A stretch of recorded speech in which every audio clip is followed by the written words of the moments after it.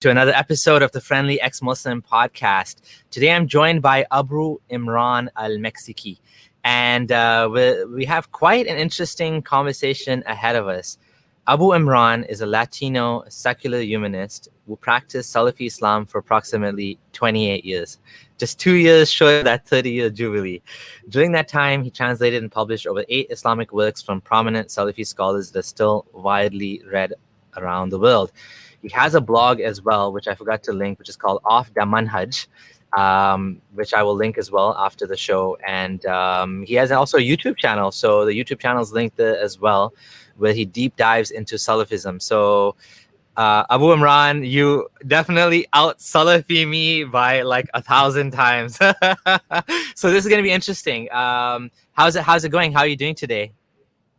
I'm doing good. Just a little disclaimer for those watching. I had an allergy attack last night and took some medicine, so I'm a little drowsy and kind of out of it, just trying to get through it. So there might be some sniffles and have my napkins here. Allah. It happened just before the stream. It's a sign, but it's still going to be a good stream. It's still going to be awesome. Don't worry about having a little bit of sniffles. It's all good.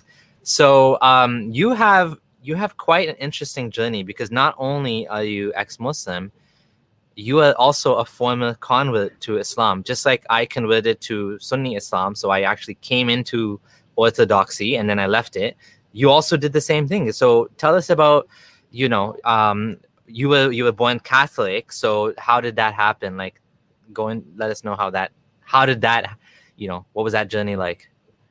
So I was born and raised Catholic, originally from El Paso, Texas, which is a border town in the Southwest. It borders Ciudad Juarez, and so it's kind of what they call a borderplex. So we're talking about millions of people living in both of these two areas.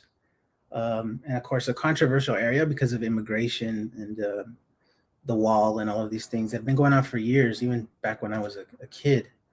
So I was raised Catholic, hardworking mother, single mother, hardworking stepfather. They were liberal, but very spiritual. They believed in God, but they weren't just, they weren't church going and by the Bible and things like that.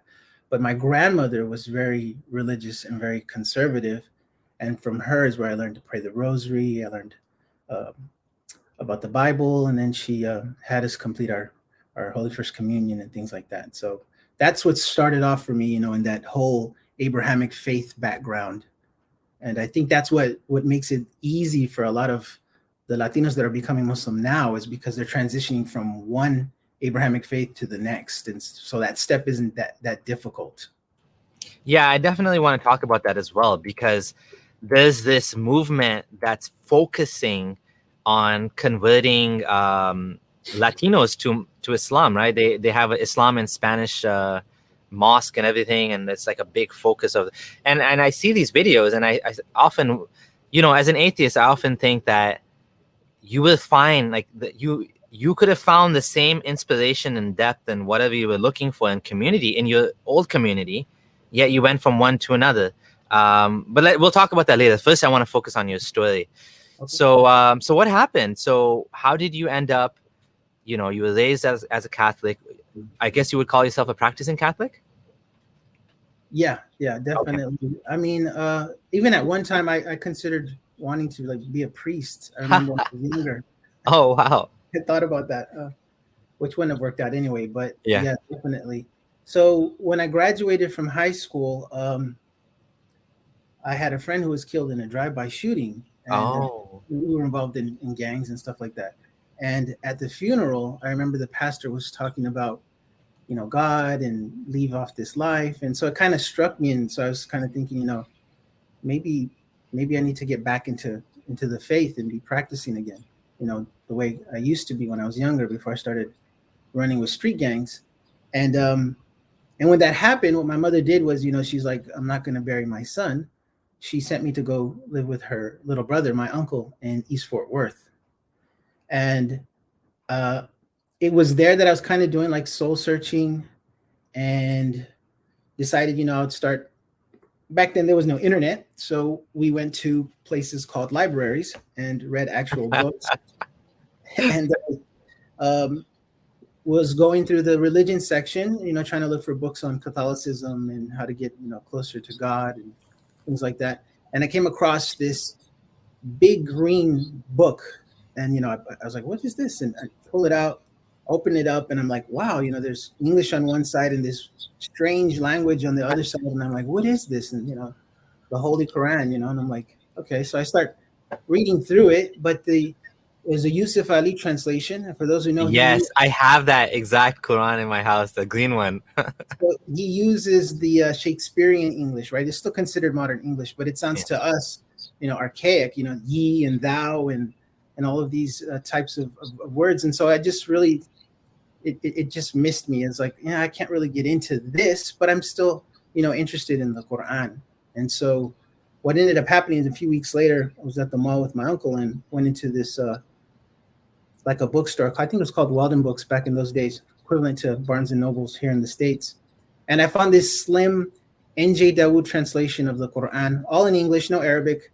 And within a week, I read from Surah Al-Fatiha to Surah Al-Nas, read the whole Quran. And I said, wow, this is, especially Surah Al-Maidah, the last parts of Surah Al-Maidah really struck me. So it was like, this is the truth. I'm probably going to have to go to the Middle East and convert, or I was getting ready to do what I needed to do. And, what was it about Surah Maidah in the last couple of verses? Can you elaborate on that? So if we think about just the idea as a Catholic that Jesus isn't God and there's not a Trinity, and this whole idea that Jesus is a human being in the sense of he's just a real human being and was a prophet that was sent to Banu Israel, the children of Israel, then that's very striking and different than from what you're taught, right? I mean, it's still in line. Jesus is still there, but it's a different Jesus. And for me, that was something new. I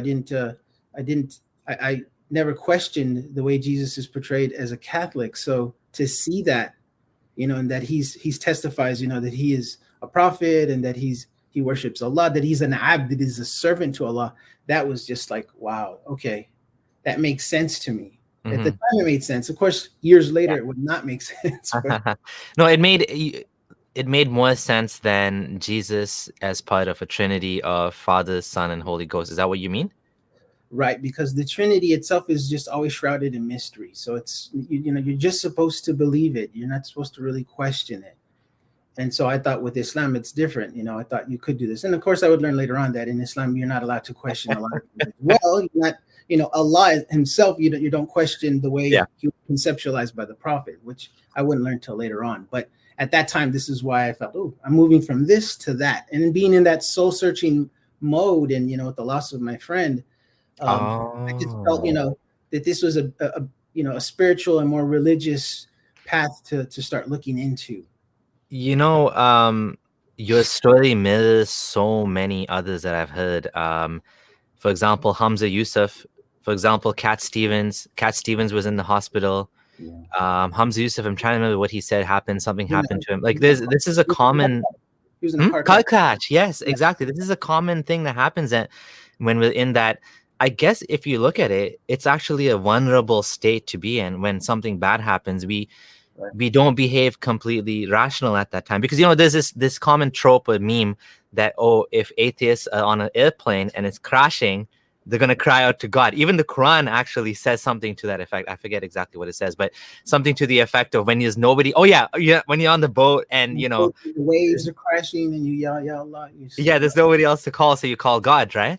Yeah. But the reality of that situation is that's the worst case of that's the worst example to use because that's literally when you're at your most desperate, your most vulnerable, you have a gun pointed to your head and now you're like, okay, I have no options left. I'm just going to go for whatever, no matter how crazy it is, basically, right? Like, desperate people will do desperate things, even if they don't necessarily make sense. Like they may end up actually self-harming themselves or, whatever the case is. So it's not a good thing. It's not a good sign that, if someone's on an airplane, it's about to crash and then they call out to Allah or God or whatever, because at the end of the day, that's just an act of desperation. That's not a fair evaluation. But I do hear this a lot too, that Islam appeals to Christians. In fact, the biggest number of converts to Islam are Christians, right? And the biggest number of people that leave Islam end up atheists, but the biggest number of Christians that leave Islam, at least in America, according to Pew studies, they end up going from Christianity to Islam, which is quite interesting. And then you also have a lot of Muslims who are leaving Islam to become Christian. So that's huge now.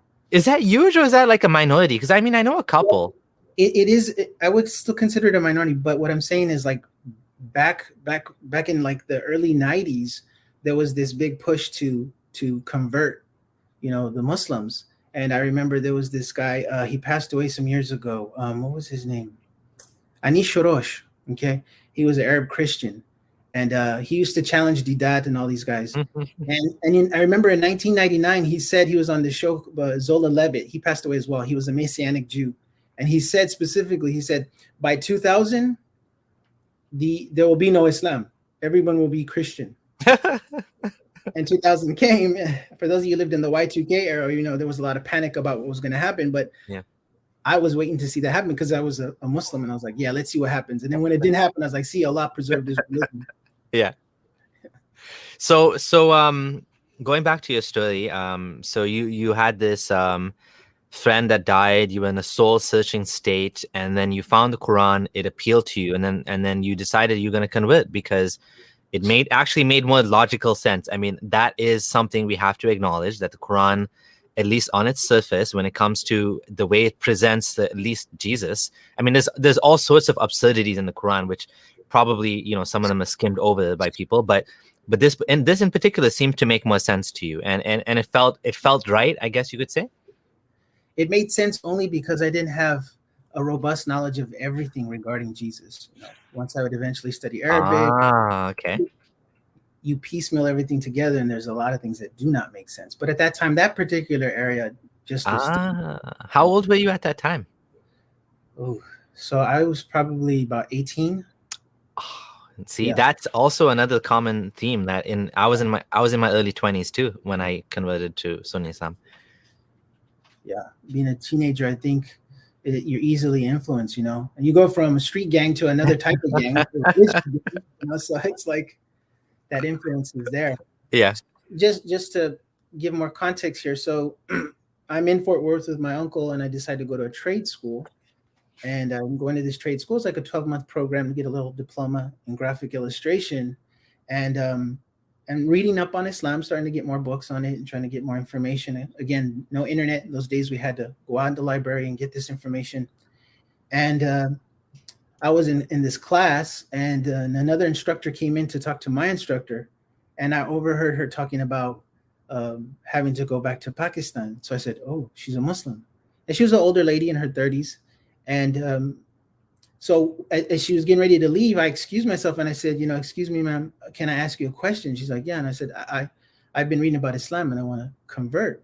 And she looked at me and she was like, are you sure you want to do that? And I was like, yeah, I'm sure. She's like, you've like really done your homework. You understand this, what you're getting into? And I was like, yeah, of course. And she's like, because she was very liberal, no hijab and everything. Oh yeah, because this is a strange experience. Because normally when someone wants to convert to Islam, everyone's like, just do it, right?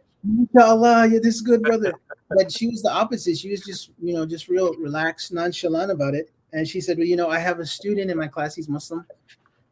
His name is Abu Abdullah. That was his kunya. His kunya, for those who don't know, that's the nickname you give yourself to your firstborn child. So his son's name is Abdullah. So his kunya would be the father of Abdullah, Abu Abdullah. So she said, I'll send him to you within a few days, and then you can talk to him, right? And so I didn't know what to expect. And I'm in a class, and then we're taking a break, and this big 6-foot-something Arab dude with this huge beard, and he had his pants above his ankles, hemmed. And so they're looking high water, because, for those who don't know, there's a hadith of the Prophet where he said that, you're not supposed to drag your thobe below your ankles, and anything that's dragged below the ankles will burn in the hellfire. And so Salafis practice that to the letter, and they wear their clothes, their thobes above the ankles, which I did as well, and even their pants. So when they wear the sirwal, the actual pants, the pants are actual high waters, and he had on dress shoes but no socks.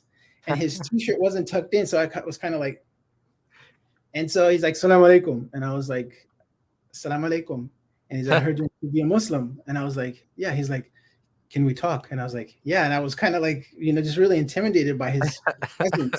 His demeanor, right? Yeah. But he was smiling, he had this grin, like, Yeah. like something's up. And I was kind of nervous. And I was like, okay. So he takes me in a room and we start talking, and gets a little bit of information about me. So he was really intrigued, Mexican American. So he's telling me, tell you, like we're doing right now, what's your story? How are you interested in Islam? Yeah. And so I tell him, and he's the first question he asks me is, why are you created? Why are you here? And I'm like, I don't know. Like, I mean, I couldn't answer the question, right? And I knew there was going to be an answer. And he said, you're here to worship Allah, brother. You're here to follow the final prophet that Allah sent. So he gives me the whole rundown. Allah sent messengers throughout time with revealed books. Those books got corrupted. The message got lost. And Allah wanted to save people, so he gave his final messenger. And I'm like, yeah, I'm loving it, right? And he starts talking to me about Tawheed, Islamic monotheism. And it's just like, I'm more and more entrenched in it. So he says, look. So your first Muslim you ever ran into was a Salafi. That's interesting. Yeah. So this is important because this is going to be the person who takes me into Salafia. Okay. Because I often wonder too, if I would have been a totally different Muslim based on who I ran into in the mosques I went to, because what I've heard is that makes a huge difference, right? It makes a huge difference because in my years of being Muslim, I've seen the patterns. You become, Muslim and hang around with the Sufis. That's your orientation. With jihadis, you'll be a jihadi. Yeah. Salafis will be Salafis, and all the other various sects that are out there. You're with the Nation of Islam, you're going to hang with the Nation of Islam. So it's very much like that. Some people break from those sects and go to another one, or some go sect swapping. People off and on, Sufi, Salafi, and it happens. But that's what happens. So just really quick, he tells me I have to go, and will you be available? I live in Arlington, which was a little town out of not too far from Fort Worth, and there's a mosque that I go to. And I was like, yeah. We do Friday prayer. I want you to come. And I was like, okay, yeah. And he picks me up on Friday, and he has this big white thobe, the white gown on, and then he has one for me. And he says, when we get to the mosque, you can put it on. And he starts explaining things to me as we drive. This is about 15-minute drive. And get to the masjid, the mosque. It's a big mosque. It's still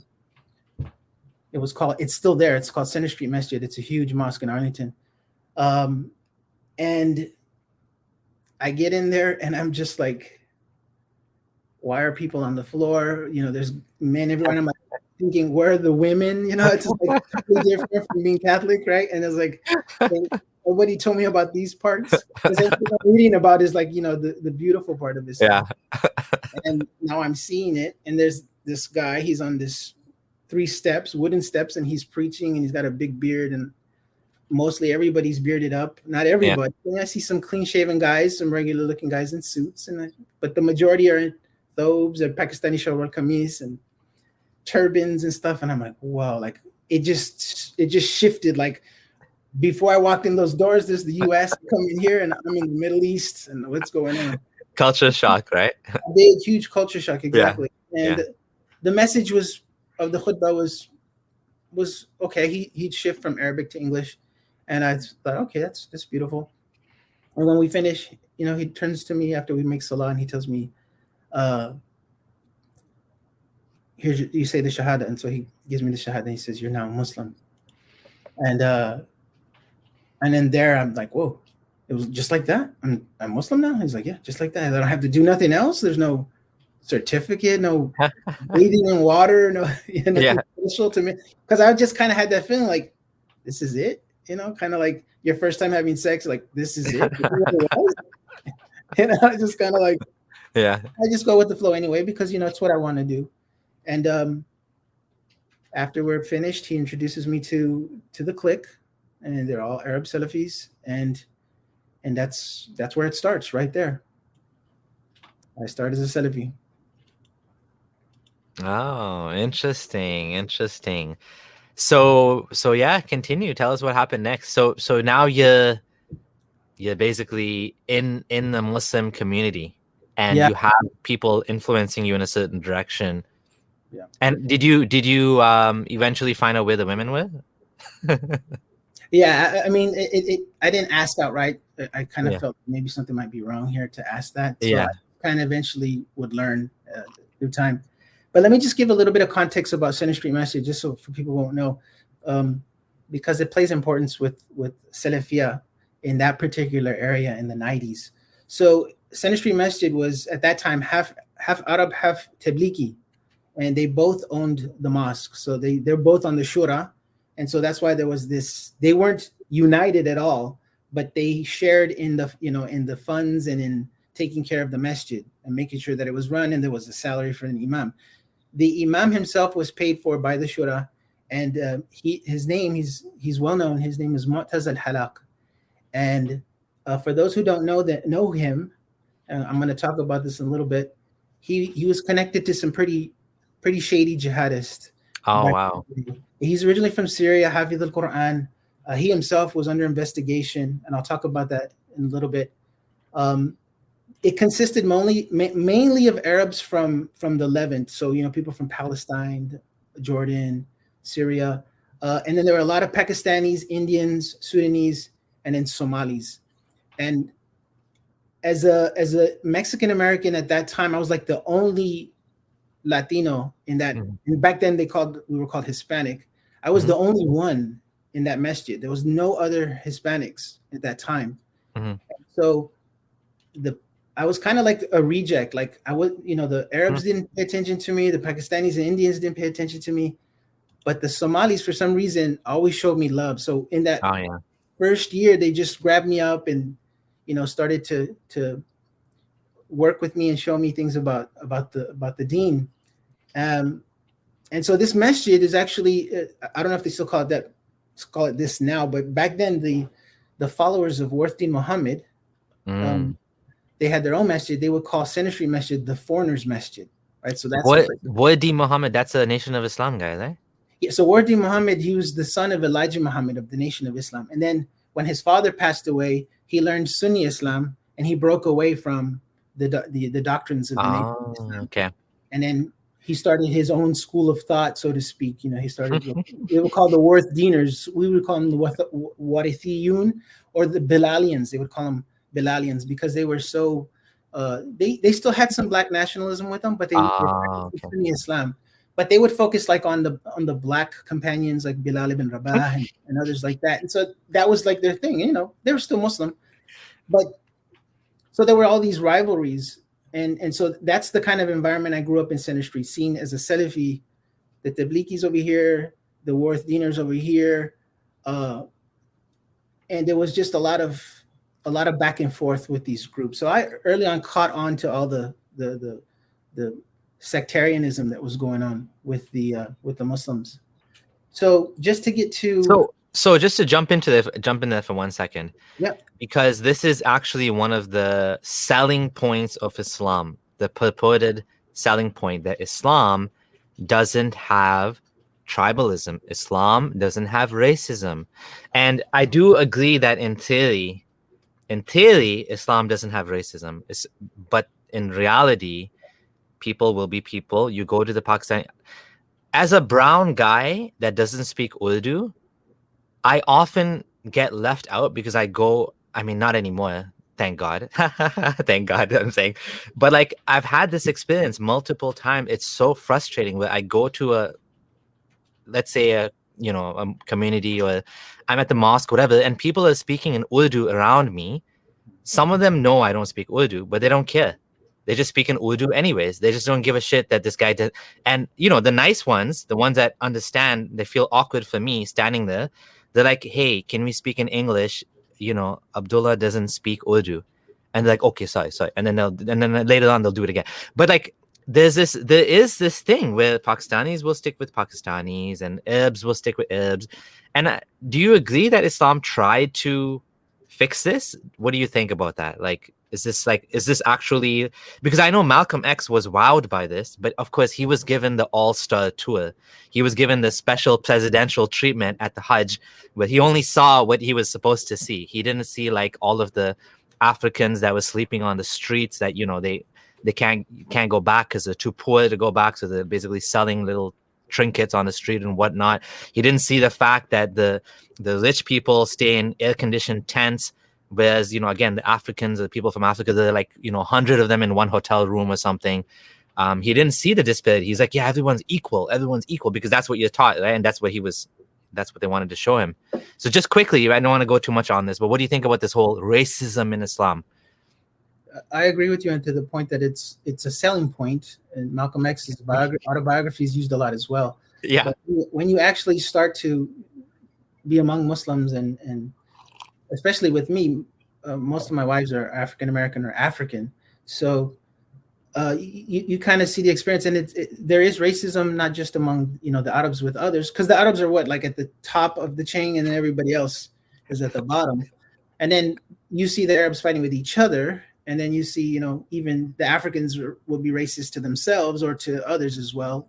The European, like Albanians and those from Bosnia and Herzegovina, those areas, you see them fighting with each other as well. I've seen that. So just in brief, yeah, there's a lot of racism, unfortunately, that I've experienced. And I think I've experienced more racism as a Muslim than when I was a Catholic. I didn't really experience that kind of racism.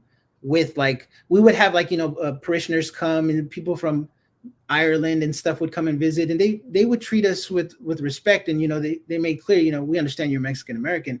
But as a Catholic, I never had that feeling of being different. Whereas in Islam, I was always called, as you see my name, Al Mexiqui. That was what I was called. Oh, he's a Mexican. That's the Arabic word for so who made that up? Like, who started calling you? You didn't self-ascribe that to yourself? No, this is the nickname I took because this is what I was always called. The Mexican, my goodness. The Mexican guy. That's basically yeah.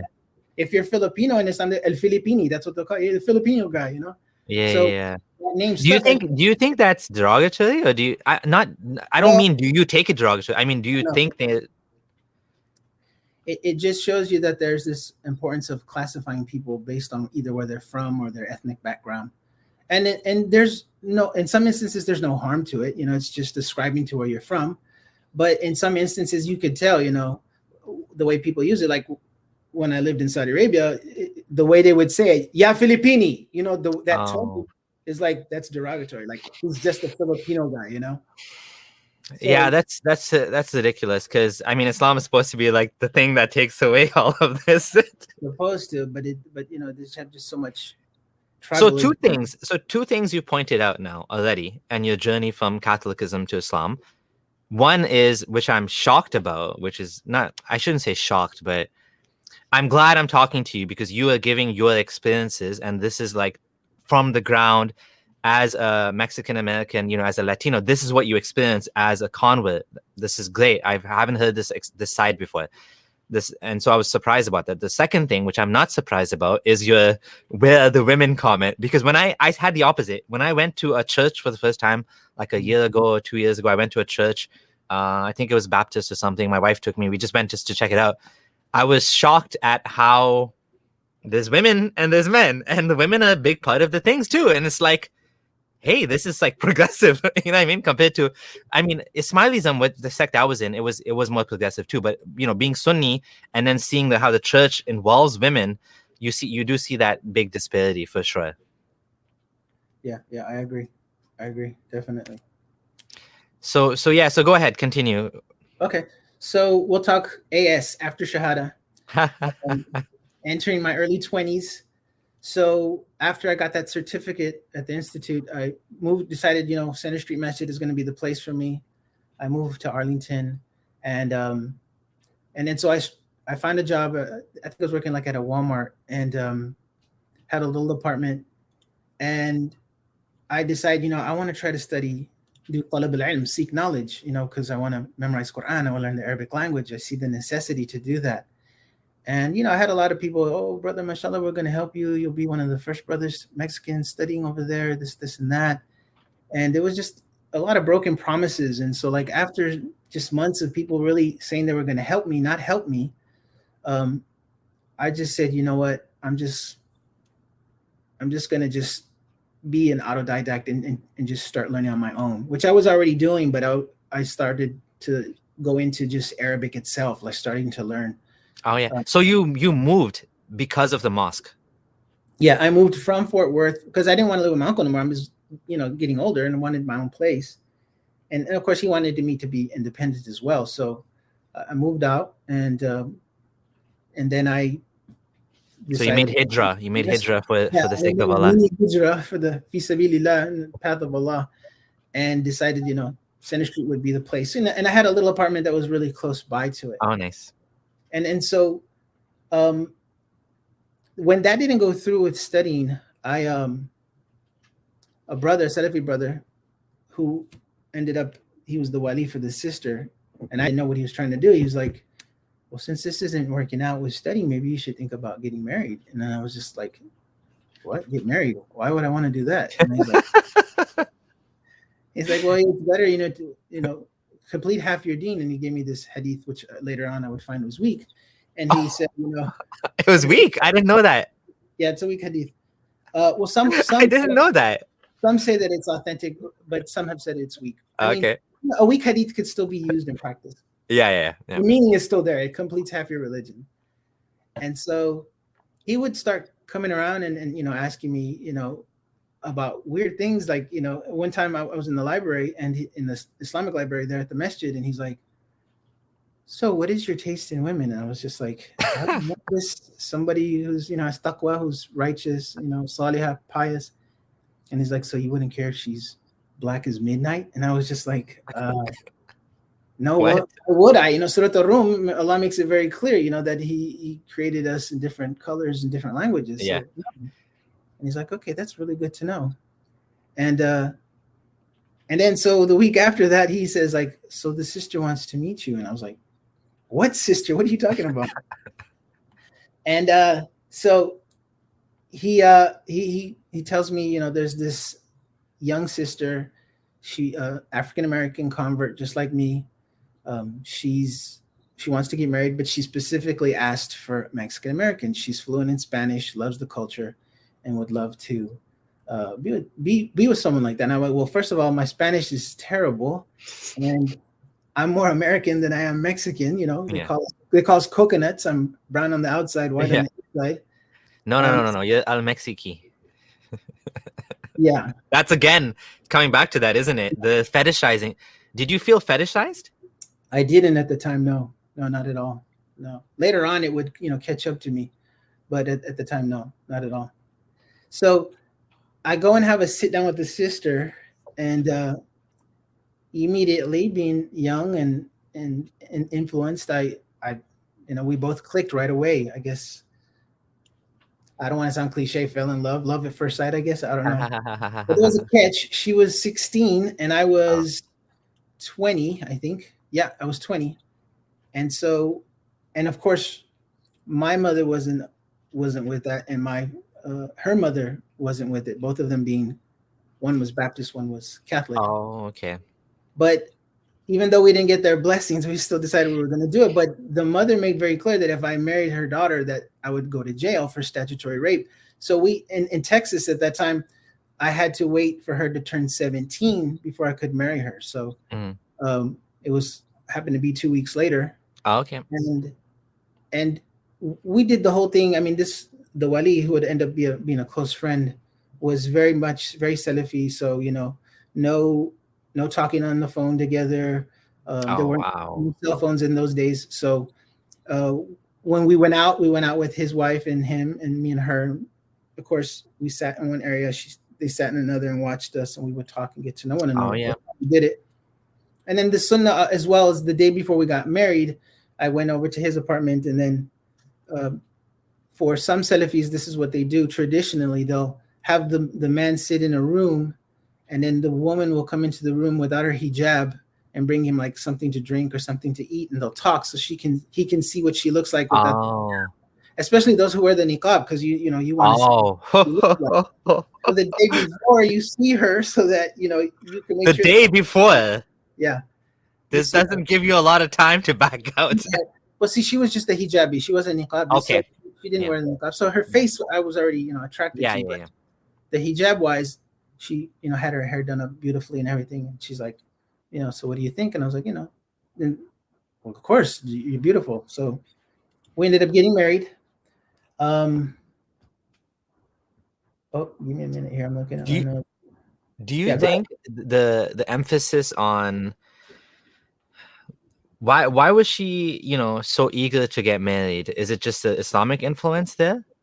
And I mean, like, you were a young guy, you just said, like, if I'm looking at my like rationally speaking, at my kids or whatever, I wouldn't want them to get married if they're just working at Walmart, just starting their life. They don't even have a career yet. Like, that's like not a good time to get married, right? I mean, I guess other than protecting your taqwa from, but like a lot of, not every single man is gonna go out and have sex with premarital sex.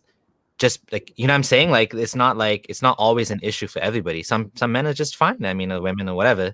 What do you think the emphasis is on that? Like, why was that so important for her or for her friend to hook her up at that young age, at 17, right?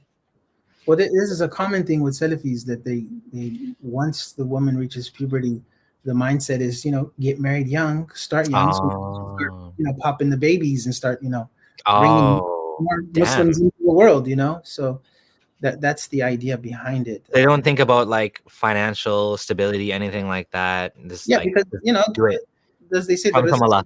The rizq is from Allah. Allah will provide. You get married, you'll see Allah will open the avenues to rizq and everything to work out. And there's that pressure for people to get married. And see, for me though, it was not something I wanted to do right away because of being Catholic and wanting at one time to be a priest. Abstinence was a big thing for me. And I was one of those people that didn't have, all of my friends had like 15, 16-year-olds who were in high school, and they already had 1 or 2 kids. They had, gotten their girlfriends pregnant. And I didn't want to go that route. And also I had an uncle who I watched pass away with AIDS. And so I was very afraid of AIDS in that time, HIV. And so I was very abstinent. So sex wasn't really a necessity for me because of the way I was. That's exactly what I was saying, right? Yeah. And so when he's like, you need to get married, I'm like, why? I mean, like right now, sex, most brothers are horny and they want to get laid. So you find these younger brothers rushing it. I wasn't trying to rush it. I had a sexual experience before her though. She was a virgin, but, and it didn't go too well. I found sex at 18 and 19 just to be just really awkward and strange. Nothing like what you see in the movies and stuff like that. So I wasn't really rushing to do anything about that. Yeah. And it's going back to what you're saying. It's pressure. It's pressure to start young, get married, populate the earth with Muslims, and it's that mentality. And then there's this whole issue of sexuality. Like sexuality is just introduced at such a young age when you're Muslim, especially as converts. It's like, and see the thing with her, she herself would tell me, I originally, before we got married, I wanted to go into the armed forces. I wanted to, get a degree. I wanted to do these things. But then when I became Muslim, she was kind of like shamed away from that. Like, astaghfirullah, why would you want to join the Kufar's armed forces? Why would you want to get a college degree? You could be happy with your husband. And this is what Allah wants for you. This is why you're created. This is ibadah. This is worship. And so that really does that. Sorry, go ahead. No, go ahead. I was just gonna say, this is very cult-like thinking. Yeah. Oh, yeah.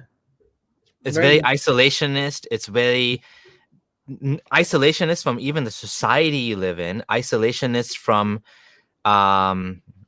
basically, this is a good example of, like, I mean, people sometimes ask, is Islam a cult? And I don't say Islam is a cult, but I'd say that some communities in Islam are cult-like, and this is an example of that. And it's sad because, I mean, you're taking half of the population and basically like taking away all of the, future ability to contribute. And, every time I am watching some, young or old woman that's doing something impressive, I always think back to Islam and I'm like, if, in many Muslim cultures, she never would have had the chance. Like I was watching this documentary on black holes and they have female physicists like studying black holes. And this, with Islam, you would never have this. I mean, some people will argue Islam doesn't stop women from doing that. Yeah. But some communities in Islam would stop women, and it would encourage women to just not bother, because like you said, most important thing is raising a family, not working and doing all these things, right? Yeah. It's looked at it secondhand. Like even when I was in Saudi Arabia, those women who want to go into the STEM fields, it's like, they can, but isn't it better to just get married and be a wife and a mother? But I agree. It's very much like that, unfortunately. Mm-hmm. And I was still though open-minded as a husband, still new to Salafia and still new to all these different things. So I wasn't as strict in the first years of our marriage because we were still learning together. So that was kind of what helped. Nice. Keep it lasting as long as it did. But I mean, eventually I would become just very strict and it would get very difficult for her.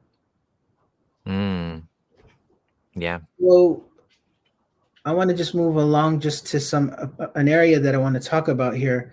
So the Walmart thing didn't work out, and I wasn't finding work there. And I said, it's kind of expensive here in Dallas-Fort Worth. So let's go ahead and move back to El Paso with my family. And I'll get ourselves situated. We can go to college there because I had thought about going to college, getting a trade, and started setting my mind on studying more Arabic still with this idea of going overseas to because there's different places you could go. You didn't have to just go to Islamic universities. There are places you could study. And she was like, okay, cool, let's go. And I go back to El Paso and stay there for a little bit with my mom, me and her. And then I find a place and find some work, and we have our own apartment. And I call this time my Deedat phase because I'm still new to Salafia, but at the same time, I wasn't totally entrenched in it. And so in El Paso, there were 3 mosques there. There was a WD Masjid. There was a masjid called Salahuddin, which was on the army base. What had happened after the Gulf War, the government was training the Emiratis and the Kuwaitis. And so they would be stationed in El Paso. And so they naturally had their own little neighborhood, and they had their own masjid that was built or it was like a building that was given to them by the armed forces. And so it was only about 5 minutes from me. And so I would go there. And this is where my Arabic really increased here because it was all Emiratis and Kuwaitis. They're speaking all in Arabic. And they have a library, this masjid. And then there was a masjid in downtown El Paso. At that time, it was a 2-story house called the Islamic Center of El Paso. And those are mostly Egyptians, Arabs. There's some people from Bangladesh. Mostly your highly educated Muslims, PhDs, doctors, lawyers, and all those different types of groups. And so I was around a mainly Ikhwani environment. Even the Emiratis and Kuwaitis were very Ikhwani. They were cultural Muslims. And so there was none of that Salafia there. And it was there that I fell into the Deedat stuff. So someone gave me a book and I was like, oh, who's this? So I really liked what I was hearing, being a former Catholic now. And now this Muslim, I said, okay, well, let me see what this is about and start reading his little booklet. And there's in the back, there's this address. And I said, I'm going to write the Sheik Ahmed Deedat, and I'm going to tell him, about my story. And so I wrote him a letter and I sent it off to South Africa. Again, no internet because I could have just sent an email, but send him this letter. And I wait for a month, 2 months, 3 months, nothing, so I'm like, to hell with it. And at that time, still just learning Arabic with the Emirati and Kuwaiti brothers. And then there's this African-American soldier named Michael. He converts and he changes his name to Mikael. And this is my first experience with somebody leaving Islam. So within 2 months, I didn't see him at the masjid no more, at the WD masjid. And the imam there, I knew he was a nice guy. And some other brothers, I said, where's Mikael? I haven't seen him because we were really close. We would talk a lot. And I'm like, he just, he's been busy. He's doing things. I'm like, okay. So then another month goes by, and he he's AWOL. And I'm like, what happened? And there's like, no, he's AWOL. Like he left Islam. Like he's not a Muslim no more. And I was like, oh, you could do that? And they're like, well, he said he's a Christian again, and he loves women, he loves drinking, and he said Islam is too much, it's too much for him. And I was like, astaghfirullah, you know, that guy's gonna go to hell, you know, he's gonna burn. You know, he knew the truth and now he left it. But it was my first experience, and it was just like something I wasn't ready for, you know, to see people just go like that. Mm-hmm. And so I said, I've got to get better with my deen, you know. So I started becoming more practicing and you know, trying to learn more Arabic so that I could learn these du'as, so the shaitan wouldn't whisper to me and misguide me. And so I had that mentality, you know. And at the same time, at the Salafi Masjid, there was a man who gave the khutbah. He was an Arab guy. He was coming from Utah. He was visiting there. He gave a khutbah in English, which was rare because the khutbah was usually in Arabic. And after the khutbah, he told people, he said to everybody there, it's important for you guys to learn your deen because you have a goal to call people to Islam. This is, you know, you're here to do that. This is dawah, you know. This is one of the first times I heard dawah in that sense. And it turns out his name was Qais al-Kalbi. He was from Iraq, Iraqi American. He moved to Utah and he wrote this book. He originally wrote it in Arabic. It was called Muhammad fil Torah wal Injil. Muhammad in the Bible is what they translated it as. And it was a big book. You know, what he did was he took all of the different ideas of the Bible and the Quran and just tried to show how, you know, Muhammad is prophesied in the Bible. And he had like the Hebrew text next to the English, next to the Arabic, and he would, you know, push people to that. And he converted a lot of people. And he ended up translating his book into English. It was a thick book. So if you ever look it up, Qais al-Kalbi, Muhammad in the Bible, very, very thick book. And he was selling it after the khutbah. And I walk up to him after he talked to people about the importance of dawah. And I said, you know, salam alaikum, alaikum salam. And I said, I'm Mexican-American and I really like what you said. I had written Sheik Ahmed Deedat, but he never got back to me. And I really think you're right. We should start trying to convert the Christians like this. And he's like, here, brother, take my book. It's for you, free, because you're a new brother and you're new to the deen and you need to learn how to equip yourself to fight these missionaries. And I took that book and I read the whole thing, and I used to highlight in it, and I really wanted to get vested in this idea of debating. And so that's what I would do. I would, you know, we would go downtown with some brothers and we would set up like a little stall and call people to Islam and debate with Christians and stuff like that. And right around the time that he gave me the book, it was like almost 6 months later, my mom says, hey, you got a package here at the house, a big package. And I was like, what? She says, it's from South Africa. And I was like, so I go back to the house. The kid is a big package. And it's I forgot the name of his organization. I think it was IIPC or something like that. Yeah. I tear it open, right? And all of these booklets from Ahmed Deedat. And there's this letter, it's signed but typed, like in a typewriter. Yeah. Like, dear brother Tomas, my name. We wanted to congratulate you, and your story was amazing. And we're gifting you all of my books free of charge. Use them and counter the missionaries, and may Allah be with you. And you know, he had a little signature at the end, and I was like, Sheik Deedat wrote me. And so I took those books and I read them, and at the same time, I would go to this used bookstore, and I had another experience of seeing people leave Islam. I was at a bookstore, and I came across this book. It's called Iranian Christian, and I opened the book. I was like, "What is the Iranian Christian? There's Christians in Iran?" And so I start reading it. Then the author's name was Nasir Lotfi, and he's talking about why he left Islam and why he became a Christian. And so, you know, that enrages me more. It's like, how can you ask backwards? You know, here we are converting to Islam, and you guys are going the other way. You know? Yeah.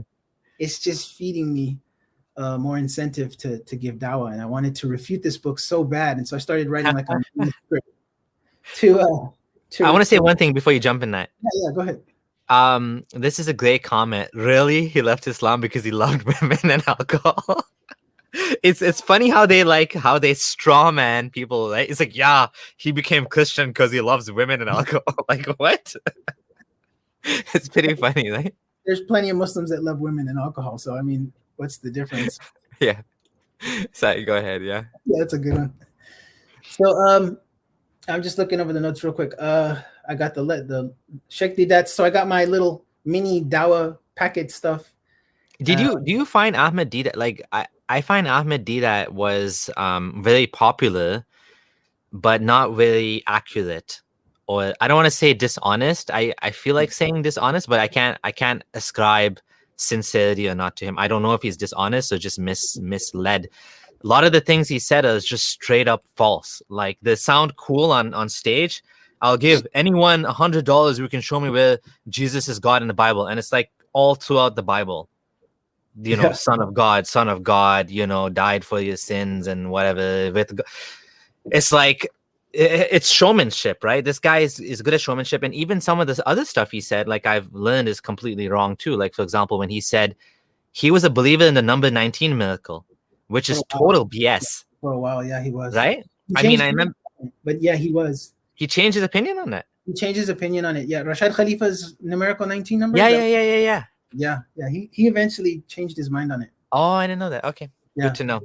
Yeah, so you know, like, when I actually started studying Christianity, and you kind of touched on this. I don't know if you want. I don't want to spend too much time on this because I want to finish your story. But just quickly, a lot of the things in Islam are completely wrong about Christianity. It's just like, you know, the Quran says, for example, Trinity, and it includes Mary, which is weird. It talks about the gospel of Jesus, which is weird again, because there is no gospel or Injil of Jesus. There's the gospel of Matthew, Mark, Luke, and John, which is about Jesus, not sent to Jesus, but written about Jesus after Jesus died, supposedly died for their sins. It just seems like there's a lot of misconceptions in the author of the Quran as to what Christianity really is. Like, it just seems like Muhammad didn't understand what the gospel is. He had no idea about the Pope, which was the biggest church. He had no idea. There's no idea. There's no mention of Pope, and Pope is a significant religious figure for Catholics, at least. And you know, the Catholic Church was a huge church, but of course Muhammad didn't know about that. And on it goes. There's other things as well that, you know, like Christians have pointed out, like things that seem like red flags, that Muhammad was basically copying things from Christianity and not really understanding what he was saying, right? Yeah, he was. Where I have a disagreement with some of that argument is when people say he plagiarized. I'll tell people I don't think he plagiarized. He paraphrased and was influenced by what was around him, right? So the Quran's concept of Christianity, it's a social cultural concept that's based off of, you know, who he was around, basically. Yes. He didn't have knowledge of everything that was out there. And this is why some of the Orientalists have pointed out different stories in the Quran. Those sources could only be from the Nestorians or the other different types of Christian sects that existed, the Gnostics, you know. Yes, exactly. The things that we find in the Quran are heavily influenced by what was available to him at the time, and the teachings of Christianity in that locale. And an even bigger example, not from Christianity, but from Judaism, is the Quran says, you know, the Jews say Uzair, Ezra, is the son of Allah. And the Christians, and it even says the Christians say Jesus is the son of Allah, the deluded, blah, blah, blah. But like, there's no Jew on earth. There's not even a record of any Jew that ever said that. So it's like a little puzzling sort of statement that's in the Quran for all, supposedly the book for all of mankind for all times. The Quran also mentions Sabians. Sabianism is a dead religion as well. Again, totally irrelevant to most of humanity now, but it's there in the Quran. A lot of things that are very culturally and, you know, historically contextually relevant at that time, completely puzzling now to look at, right? And doesn't make a lot of sense, right? Everything you said there, we would probably have to do a whole different because that's getting into a lot of different areas that some Muslims don't even know about. Yeah, I agree with you on a lot of that. But I'm gonna tell you about Deedat in a minute because he there's more to him than okay. That's what I'm mentioning here when you asked me about my opinion about him, and I'll tell you what ended up happening with me because that's like I said, that was my Deedati phase. But you keep this in mind. Ahmed Deedat is the prototype for the New Age da'is of today. Especially Zakir Naik. Yeah, is him. Well, I would consider him like the Khalifa of the and then the others followed along, so you gotta, and I can't even keep up with how many there are out there. There's so many new guys I never heard of.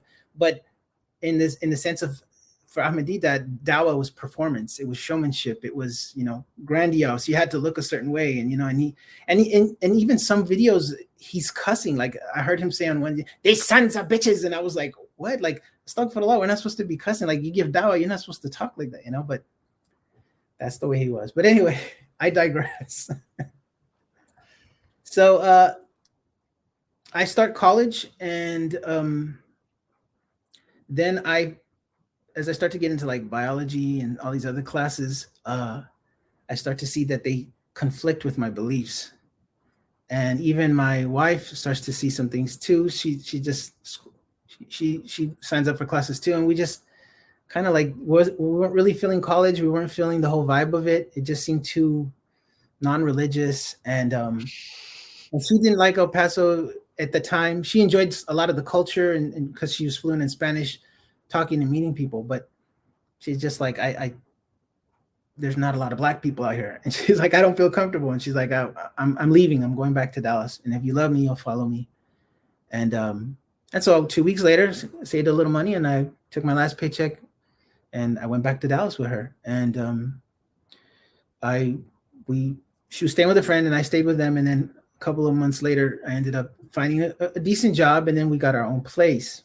And so then I'm back at Center Street Masjid. And the wali that married her to me, I have this bookshelf of all these books, and he's looking through my books, and he sees these books of Ahmed Deedat. Yeah, and he's like, "What is this?" And I was like, "Oh, this." Yeah, he wrote me, and I show him the letter. He's like, "You have to get rid of these books." And I was like, "Why?" He's like, "This guy's munharif, man. He's deviant. Like he's I know the feeling. He doesn't have no akida. Like this guy. He's a jahil, Ahmed. He's ignorant. He's like bad mouth Sheik Ahmed." And I was like, damn. Like, the feeling as a convert when you look up to someone, and then that person is like put down by another Muslim is crushing. It's so bad. It causes so much, like I was gonna say fitna. It causes so much doubt and confusion in your mind. I was told, why are you hosting these guys on your website? I had a website, lightuponlight.com. And these guys are off the manhaj too. And I was like, as a convert Muslim, I'm like, I don't know what the hell this Ashari. Oh, this guy is Ashari. You can't have his I don't even know what Ashari is. And I was like having doubt about that. I'm like, should I delete this guy's videos? I actually went to the mosque, I recorded, and people like it. He's Muslim. He's talking about Allah and Muhammad, and it was tough, man. And I know it caused a lot of fitna in the community. These Salafi guys that are like bashing they bash other Salafi. Even Bilal Phillips was on the list of bad guys. I was like so confused for some time. Eventually, I stopped listening to those extreme Salafis, and I'm like, I'm just gonna ignore them.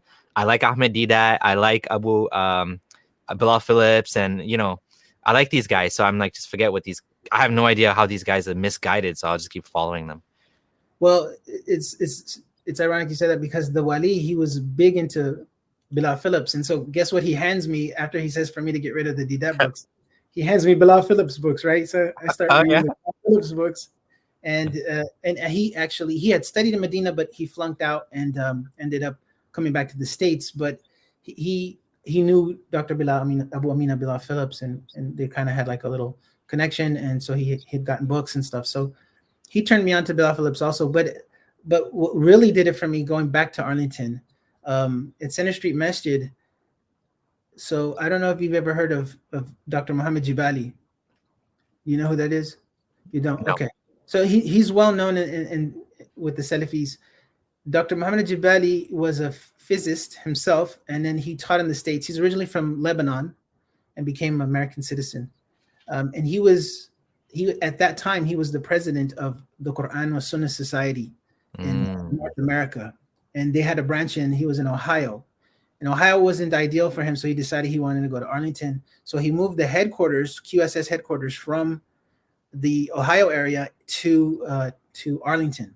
And so right across from Center Street Masjid, he had this beautiful suite upstairs, downstairs, and he had an Islamic library, he had a bookstore, he had the office, he had this little mini conference area where he would give lectures and stuff. And so Jabali was really close to Sheik Albani's students. He had a lot of connections with like Ali al-Halabi, Salim al-Hilali, Sheikh Muhammad Musa Nasir, and all of them. And he would constantly be in contact with them. And there are others too that he had contact with. Abu Abdullah, the one that I took Shahada with, he was connected with another student of Sheikh Albani called Mashhur Hassan, who's well known also. And so those guys followed the what I would call the Al-Albani version of Salafia. Okay. And so they were more anti-Madhhabi. You know, you didn't follow a Madhhab. You didn't, you know, say you're Maliki or Hanafi or Shafi or any of that. Can I just pause for 1 second? Yeah. So for people that don't know what Salafia is, can you just explain what is Salafia and how is it different from what some other Muslims? So obviously we're talking Sunni Muslims, you know, not Shias. Obviously Shias, there's no such thing as Salafi among Shias. So specifically among Sunni Muslims, what does Salafia, what is Salafi? So Salafia is the Arabic word of saying Salafi, which we would say in English. And basically it is talking about the first 3 generations of Muslims. So they're called Al-Qurun Al-Mufaddala, the 3 preferred generations. And that includes the first generation, which is the Sahaba, the companions of the Prophet. And then they have the Tabi'in, who are the disciples of the companions. And then you have the Atba' Tabi'in, who are the disciples of the companions of the Prophet. So those are the first 3 generations of Muslims who preserved the Sunnah, right? And so they're called the Salaf, and they're also called the Salaf as-Salih. So Salaf means like forefathers. Some people use predecessors. I don't like that word. I say forefathers because it has more connection. We think about like not Abraham Lincoln, but George Washington and Benjamin Franklin and all them. So they're like on that level, you know, as far as their Islam. So whatever came out of that first generation of the prophets with the Quran, belief in the Quran and how he practiced, what he prohibited, what he advised to do, those 3 generations, they canonized that in the hadith literature and in the books of what they would call Aqidah, Islamic creed. They would be the ones that led that understanding of how to apply the Quran and the Prophet's Sunnah. And so when you say you're a Salafi, what you're doing, you're just abbreviating. You're just saying, I am a Muslim who follows the Islam of the first 3 generations of Muslims. And so Salafiyah is a nominalization. It's the idea that you're practicing Islam the way they practice it 1,400 some odd years ago, based on those 3 generations. So that's what we mean when we say Salafiyah. Right. And so basically every school of thought, every Muslim claims to be following the Sunnah. It's just that the Salafis have a sort of different way about it, and the ones that follow madhabs have a different way about it. Right, but you have to keep in mind so Sheikh Al-Albani was since he was la madhabi, he was very anti-madhab. He was raised a Hanafi because of his father. Sheikh Nuh Najati was a hardcore Hanafi. You know, he would follow the Hanafi madhab over evidences from the Quran and Sunnah. And so him and Sheikh Albani bumped heads a lot. So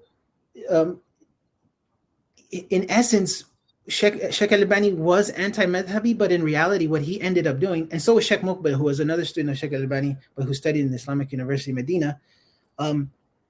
They were so anti-madhabi that even though they said don't follow madhabs, there being no madhab, the no madhabism became a madhab within itself.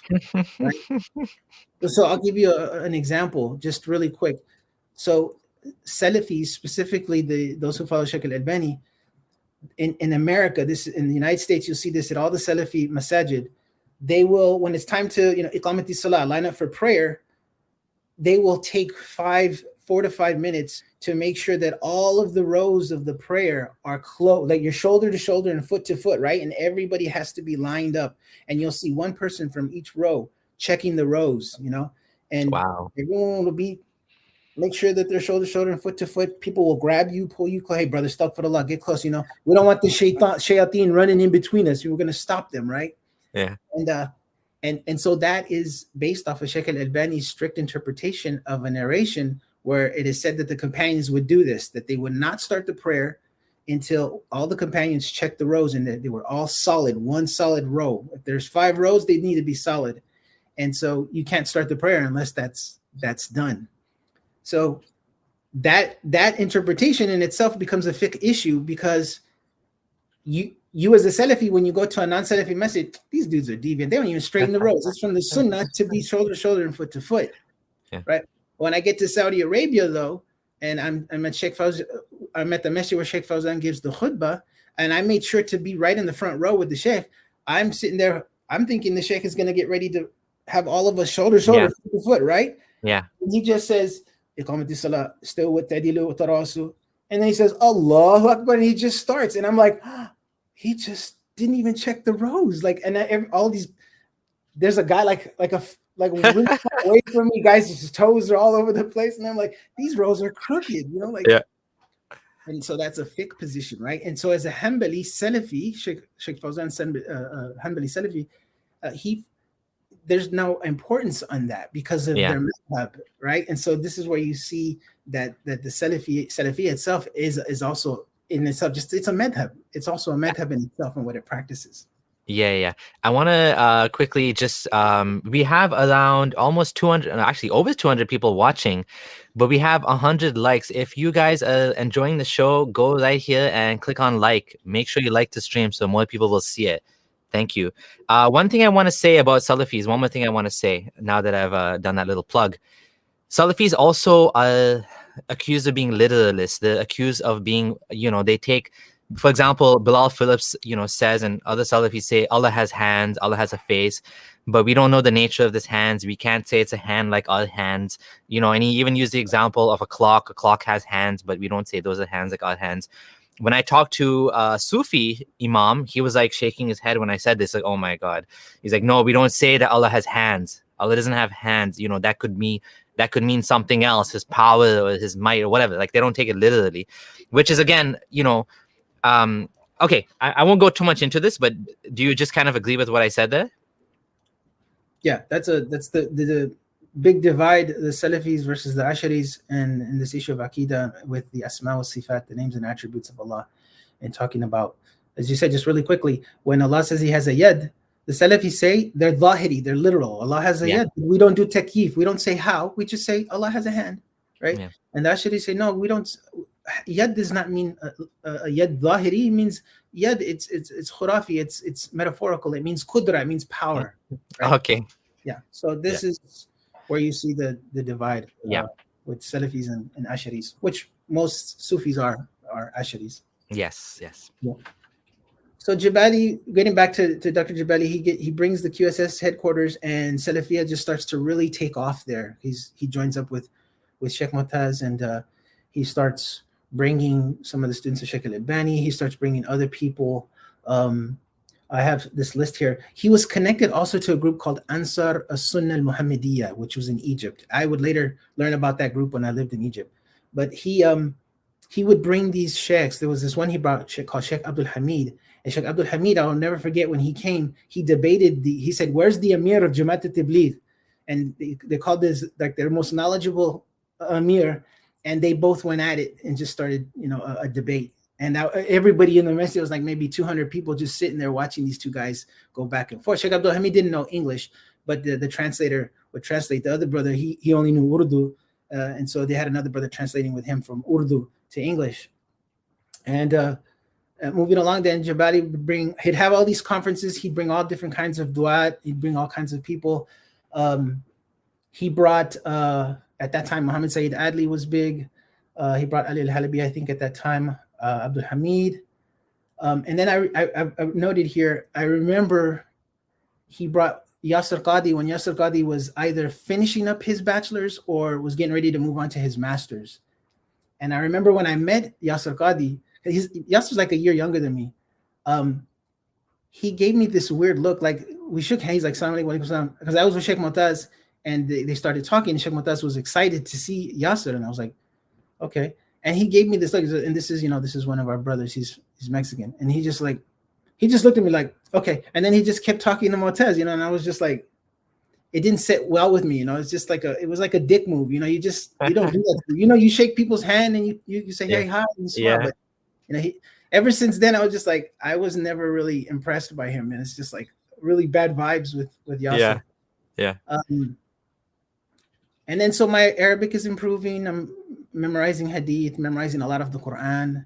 I'm sitting with a lot of Center Street Masjid had a lot of hufad. A lot of people were memorizers of the Quran, and it wasn't very uncommon to, when prayer be led, if the sheikh wasn't there to lead the prayer, you'd have 12 brothers fighting about who should lead because they were all hafiz of the Quran. So it would be just watching people. No, you go. No, you go. You go. It's like, come on, just lead. Stop being acting pious. So we're gonna fast forward really quick here. So then Jabali has the 12th annual QSS conference. It was a big conference he had in Arlington, and there he brought a lot of Sheik Albani students. Salim al-Hilali, Ali al-Halabi, Usama al-Qusi, who was a student of Sheikh Muqbil, was also there. He had just finished studying 5 years in Damaj in Yemen when there was a Dar al-Hadith there. He also brought some of the Muhammad Ansar, the Ansar al-Sunnah al-Muhammadiyah, I'm sorry. And he brought Muhammad Hassan. I don't know if you've ever heard of Muhammad Hassan. Muhammad Hassan he's big now in Egypt. He's like superstar status now. But back then he was up and coming. And Sheikh Muhammad Hassan was there, and people were just like, a lot of the Egyptian people from the Egyptian Americans were just in awe, like, oh, the Sheikh is here. And they also brought another Sheikh who was big too. His name was Safwat Nuruddin. Safwat Nuruddin was a big Sheikh in Egypt as well. And he died, unfortunately, in a car crash. And then from the regular du'at, he brought Dawood Adib, Abu Sama Dhahabi. Oh, they had another guy too who was supposed to be like a big student of Sheikh Albani, Adnan Urur, who later on they would say he was tied to like some jihadist groups.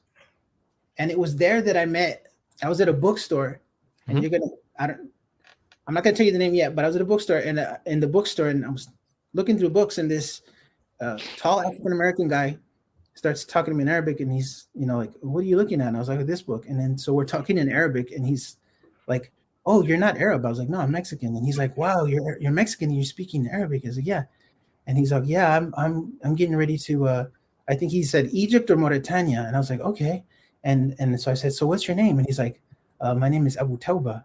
And I was like, oh, Abu Tawba. And I was like, I know him. Yeah, you know what I'm talking about now. Yeah, I know him. So he wasn't known at all at that time. He was barely still studying. Yeah.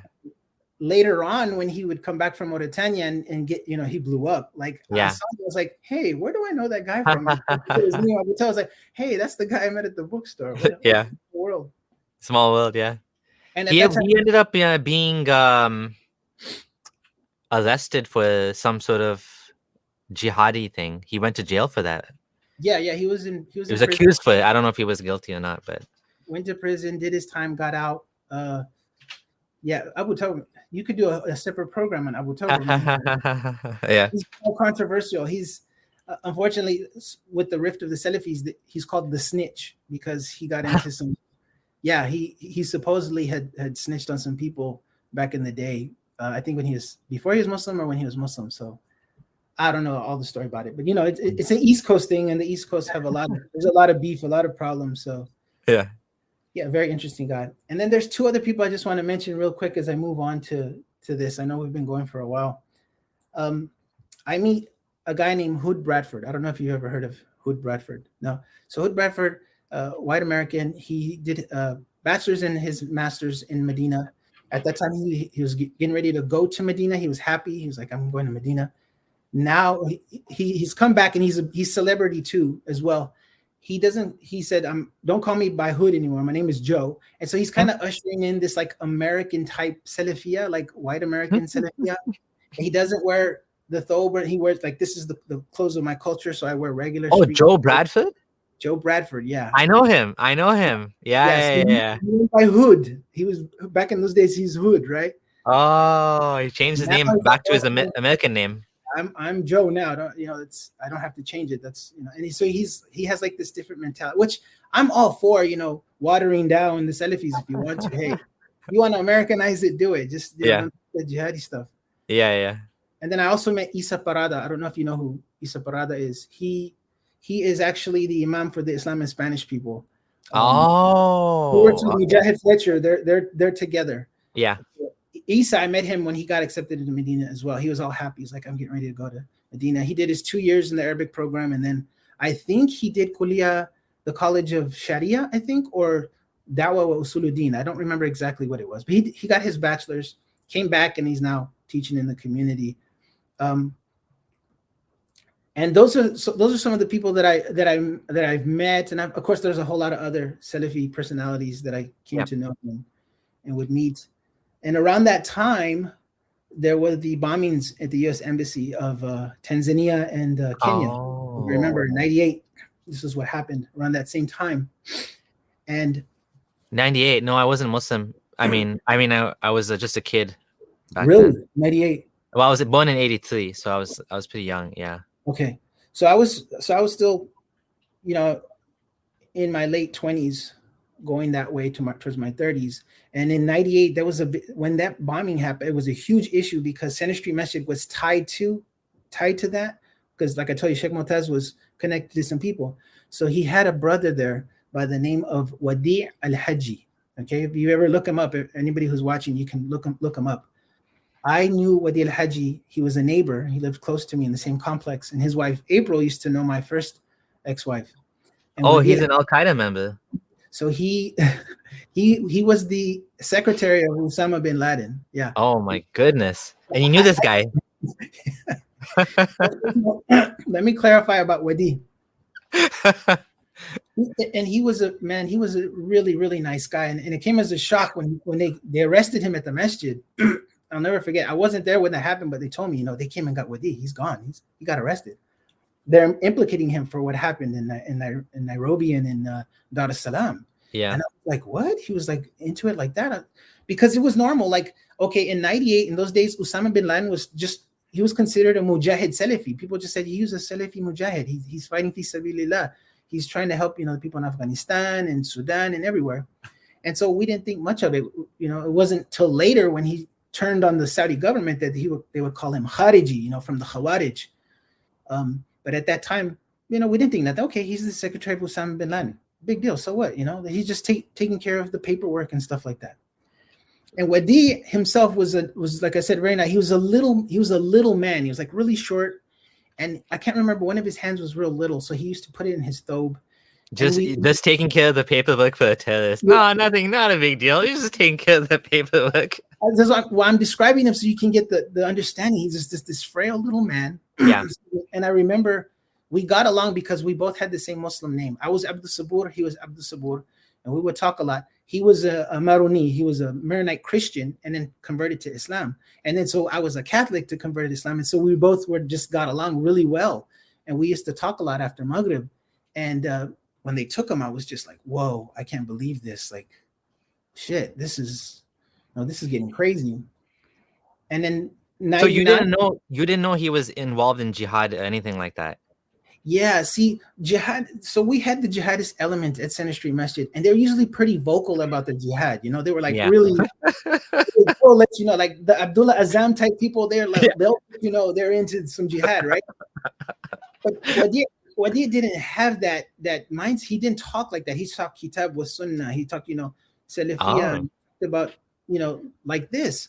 So it was like I said, it was a real shock. Even his mother-in-law, if you read the interviews she'll say he wasn't involved in any of that. And to be honest with you, I think if you're doing something, the government is going to get you. And that's the way it is in the United States. In my almost 28 years of being Muslim, I've never had the government harass me. They only harass people who are doing shit. If you are doing stuff you're not supposed, like Ali Tamimi got arrested, he was doing some shit. Like, if you're doing stuff, you're gonna get it. Okay? Yeah, I 100% agree with you, but I have to be honest, as a Muslim, I was scared of being caught up, even though I had nothing to do with jihad. I was still scared of being arrested for what do you know about, like, because I don't know if it's a Muslim, I think it's a Muslim community that does this. They make you feel like anyone can be arrested and, intimidated, interrogated for jihad, like you just guilty by association sort of thing. I mean, I was scared that, if CSIS comes to my door, the Canadian Security Agency,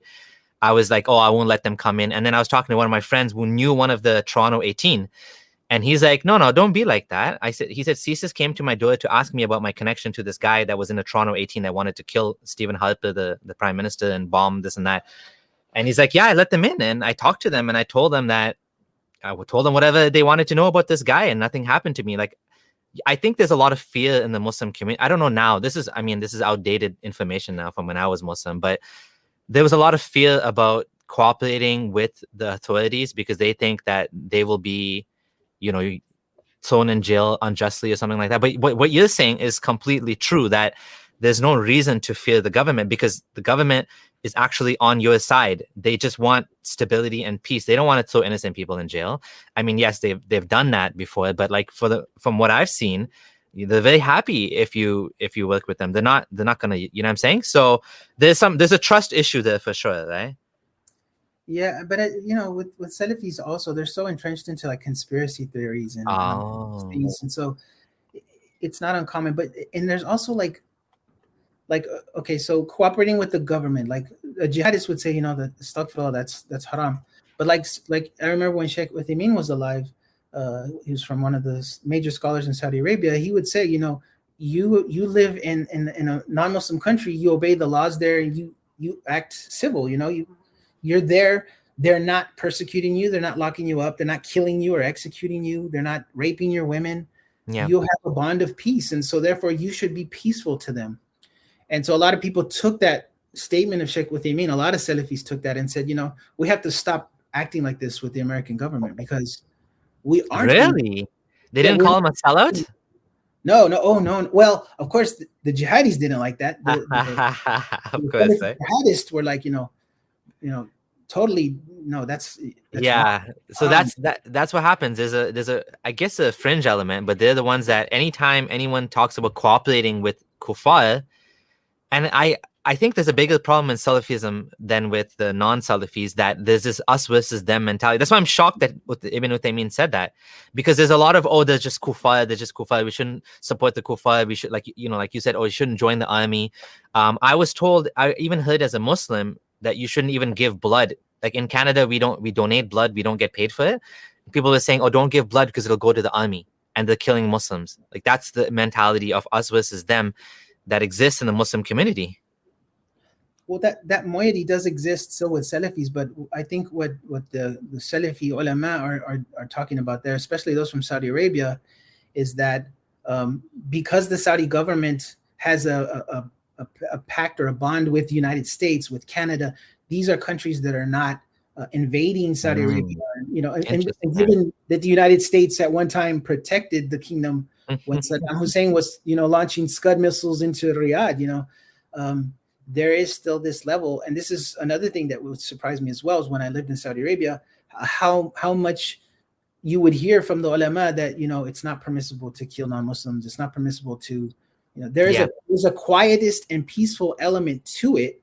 Hey, don't get me wrong. There's this element of, you're not supposed to kill people and stuff, but tied to that still is, they're still kuffar, You don't assimilate, just live with them in peace and then invite them to Islam. And so one day maybe where you live will be all a Muslim country, mentality. Like, it's still, there's still that hatred. There's still this issue of al-wala wal-bara, right? Yes.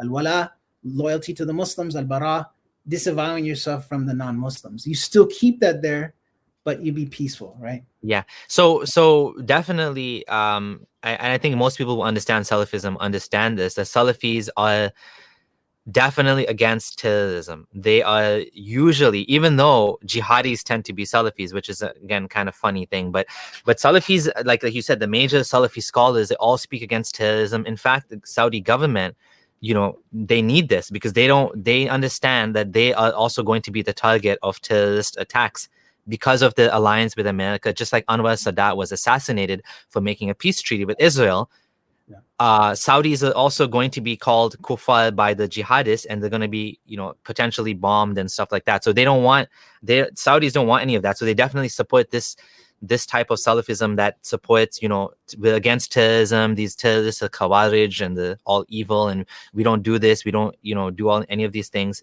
Even though, again, the jihadis tend to be Salafis too, which is kind of weird. But that's definitely a part of Salafism, is against terrorism.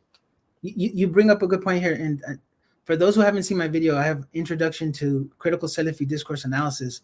There is a categorization chart that I put up, and I've sectioned off the way the Salafis should be, the way I see them in my time being Salafi, how they should be viewed. And the number one group is the group you're talking about. Those are the jihadi takfiri Salafis, Osama bin Laden, Ayman al-Zawahiri, you know, your Al-Qaeda, your Al-Shabaab, your Daesh. They're all Salafi. Yeah, they're Salafi. They're Salafi because they're only practicing the Salafi way of jihad. Okay, but a quietist Salafi will tell you minhajan, methodology-wise, and aqidatan, and in terms of aqidah, the aqidah might be there, but the aqidah is also not right because they take from the original Khawarij, the mentality was what? Among the Khawarij, in the days of them coming up, if a Muslim committed a sin from the kaba'ir or the saghair, your blood was halal, so you could be killed. And that's any sin, right? Kaba'ir, saghair means major sin, minor sin.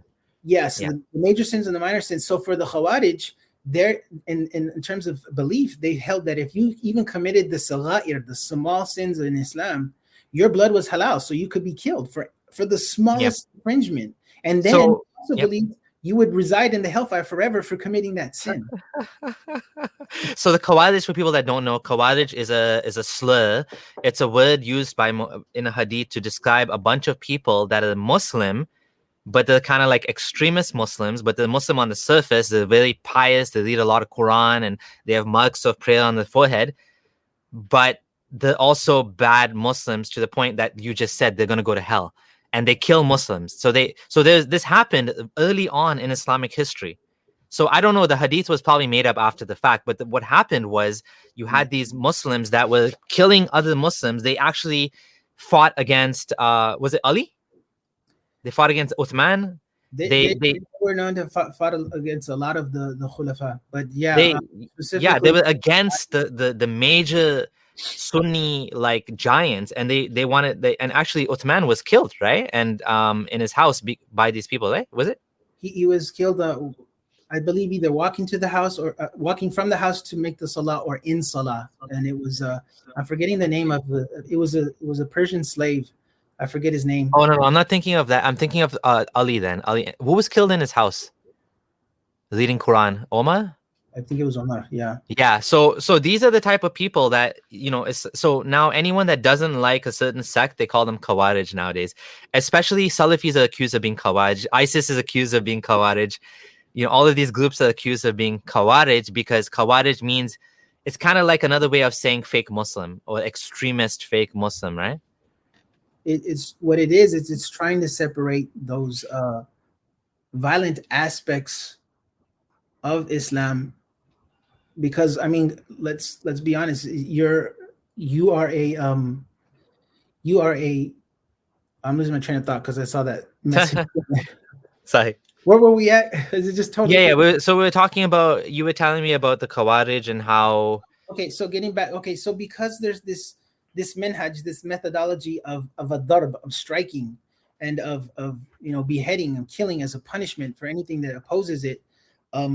And Muslims living today in the societies where that's not the norm, okay? And even though even in our own so-called Western societies, we may disagree with, electrocution or with the way people are executed, we can debate that, but in Islam, you can't debate that. And it's encouraged. So with the Khawarij, that was their thing, violence is the way in which you take care of things. And when you separate that, it's easy to say here, like for us here in the United States, it's easier for us to say, oh, the Khawarij, they're crazy and this and that. And Salafis will say that the Khawarij, we're not them. But ask them, okay, so if the Muslims started to become persecuted, would you go into jihad? And the answer would be, of course. And a prime example of that, Dar al-Hadith, the house of Hadith, or the place of Hadith in Yemen, in Damaj with Sheikh Muqbil, when the Houthis, this was during the civil war, there's still civil war still going on, but when the Houthis started to attack Dar al-Hadith, and Sheikh Muqbil had already been dead, Sheikh Yahya al-Hajuri was the head of it. For a long time, Sheikh Muqbil, Sheikh Yahya, they were all saying, down with Osama bin Laden. We don't follow them. They're the Khawarij al-Asr al-Hadr. They're the Khawarij of our day and time. We're not into violence. But as soon as they started to attack Dar al-Hadith, then you started to hear them say, Al-Jihad, Salafiyun, come, help us fight against the Hudiyun, the Rafidi, the Rawafid, it's a derogatory term for Shia. The Shias, yeah. Here's jihad. So same mindset, if you ask a Salafi, what happens if that happens to you? They're going to get down with some jihad. I mean, it's there because it's textual, and it's part and parcel of part. Amazing explanation. Thank you. You can't separate that. It's going to be there.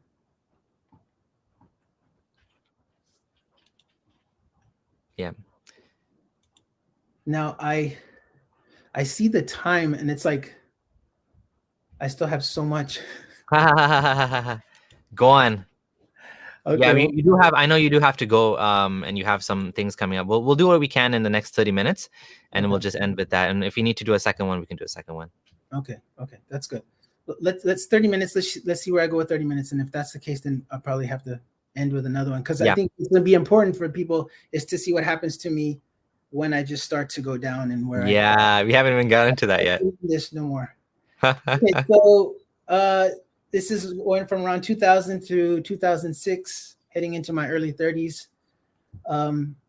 So me and my first wife, it's just not working out. 5 years of marriage, we did end up having a son, a child, and just 2 years later, after she has the child, it doesn't work out, and we decided to just divorce, and so we got divorced.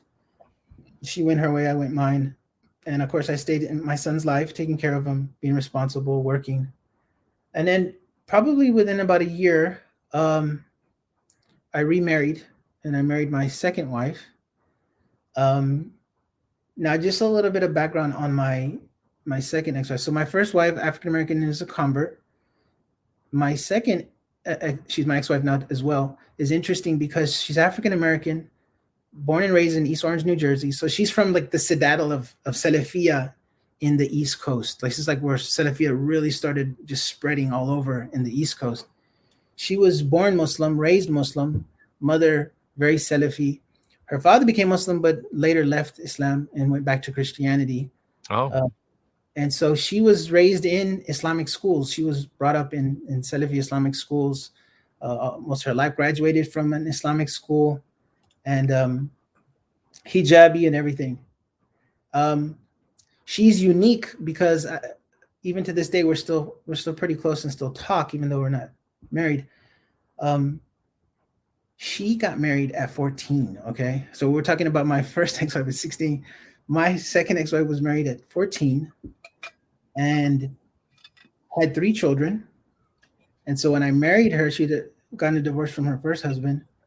I married her with 3 stepchildren, and so here I'm taking on the task of being a father to 3 children that are not mine, plus my son. And that was in 2001. I was, I think, 27, and she was 20 when I married her. Definitely not her being 14, but yeah. And so we get married, and around that time,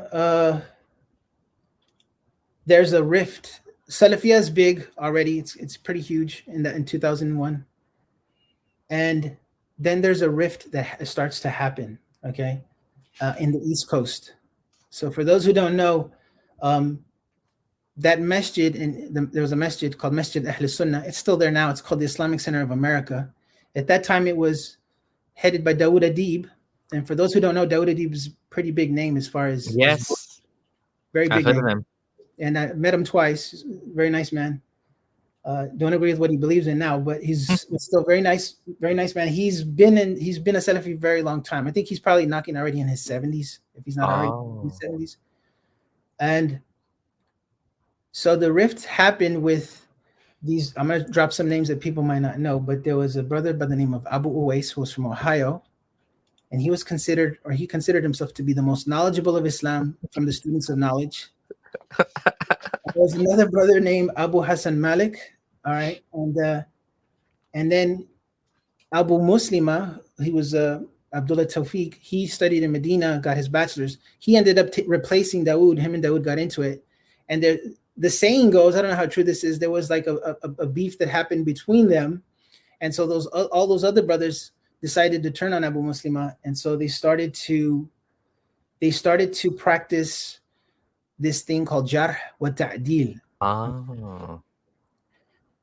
Because those other three brothers were heavily influenced by some of the mashayikh in Medina, and they set up they boycotted him, basically. Yeah, so what the jarh wa ta'dil brought this, I was going to say this, the issue of al-hijran, boycotting, right? So they start practicing, and then for Salafis in the past, for going back to the 90s, we didn't do that. You didn't do that. It wasn't cool. Somebody does a mistake, and now, boom, you boycott them. They're Ahlul Bid'ah, now they're innovators. And so it starts tabdi' and all these other things. It's actually, now that I think about it, it's more than boycott, it's shun, right? It's like you cut them off from the community. Well, hijran in Arabic in itself, it implies, it has many different meanings, but in itself, that particular word means you totally just leave that person off. They're gone. Like they don't exist. You're just away from them. And they're canceled in modern. And it's funny because cancel culture today reminds me of jarh wa ta'dil that happens. Oh, wow. So I've had firsthand experience of what that's like because of the vulture culture that exists because of jarh wa ta'dil and the hijran of boycotting. So Abu Wais and them, they set up Masjid Rahma, which was in Newark, New Jersey, and I would go back and forth to those places just because my second wife, her mother-in-law, my mother-in-law, and her family all lived there. So we would go there and take the kids and visit and stuff. As me and her she started to have children with me, and the whole jarh wa ta'dil and hijran became the norm. And so what started happening was when Salafis at one time were really united, I would say as united as they could be, but then it started getting like not just boycotting, but then there was a list, because what they would do is they would call those ulama of jarh wa ta'dil. So you had like Sheik Rabi ibn Hadi, he was like the head of that. Sheik Ubaid al-Jabari. You had a sheikh called Sheik Faleh al-Harbi, right? But what ended up happening, Sheik Faleh and Sheik Rabi got into it, and then they declared each other off the minhaj. The vulture culture, they started turning on each other. And Yasir Qadhi talked about this too, right? Yeah, so Yasir is all in the mix as well, because Yasir, having been there in Medina, and also I think he was in Unayza for a little bit with Sheikh Uthaymeen. He wouldn't toe the line with that. He and that's what would happen. A lot of the Salafis who were saying, "Nah, this jarh wa ta'dil is for hadith, right? It's not for now." And I even heard Sheikh Fawzan say that when I was in Riyadh. He'd say, this issue of jarh wa ta'dil, we don't do that. Those are in the books of hadith.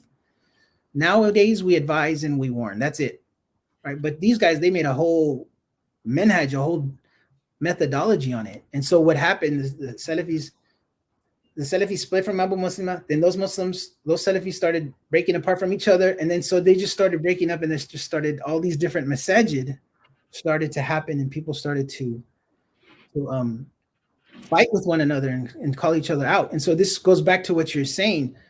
Bilal Phillips was like one of the first people.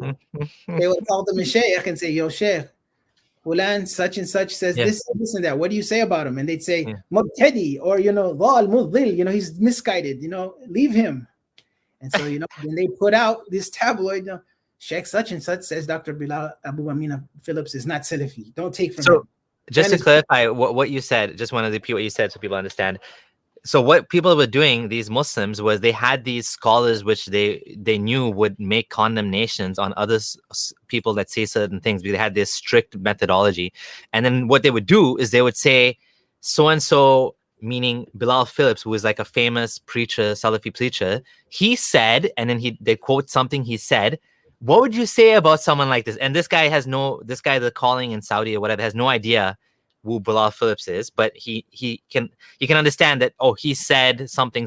I don't know what's an example of something they said, something about Allah's hands or something. I don't know, something he said, right? And then they'll say, okay, this guy is mudil, or he's misguided. Yeah. You shouldn't listen to him, you shouldn't follow him, and you should cut him off. So now Bilal Phillips is on the bad list of bad guys, bad Salafis. And I was actually affected by the same thing. In Toronto, they had a masjid called Troyd, the reign of Islamic Dawah, and they actually had a lecture online they posted that was called "Let Us Backbite for an Hour." They literally called it backbiting, which was fun. They were making a joke out of it, but it was shocking because a lot of people were like, "Oh my god, the backbiting against other scholars." Eventually, they took it down. I think the backlash got too much for them. But these guys are the guys that were like, and as a Muslim, as a lay Muslim, I was a lay Muslim.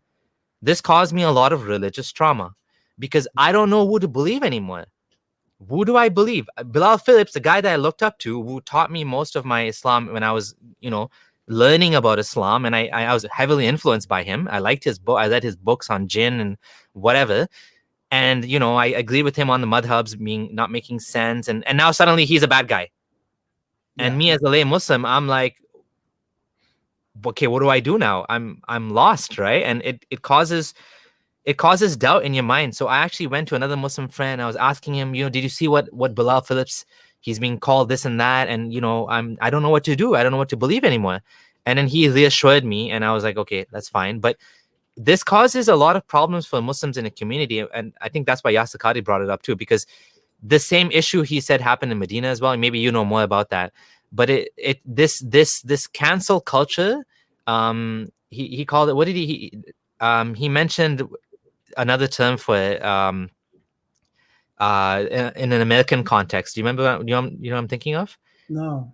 Okay, so the same sort of cancel culture that's being used against Muslims was done in America as well. One of the, I forgot the term now, but anyways. Oh, McCarthyism. Yes. McCarthyism, yeah. So McCarthyism, he called it McCarthyism, and it's the same idea of it causes a lot of pain for Muslims, for lay Muslims. Even lay Muslims that don't get into the Salafi thing, they don't know what to believe. Madhab, no madhab, which madhab. Even my wife, as a Muslim convert, she's being told different things by different people, and it's confusing. You don't know what to do, right? Eventually, I think you do find your way and you pick one side, but people don't realize in the Muslim community how much mess there is among dissent, Right. Yeah. And you brought up some other things too that are connected. It's kind of weird that me and you were kind of 6 degrees of separation here, because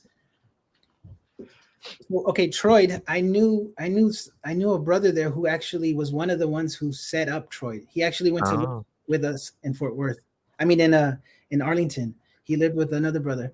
And that's exactly what I was going to talk to. But let's backbite for an hour. There's actually an athar that it comes from one of the I believe it's one of the Tabi'in or the Atba' Tabi'in. And Abu Hassan Malik is the one responsible for that. He actually said, they would have these conferences and they'd say, now we're finished with Ibadah and Islam, let's backbite for an hour. And they would literally talk about all the people who you don't take from and why they're deviant.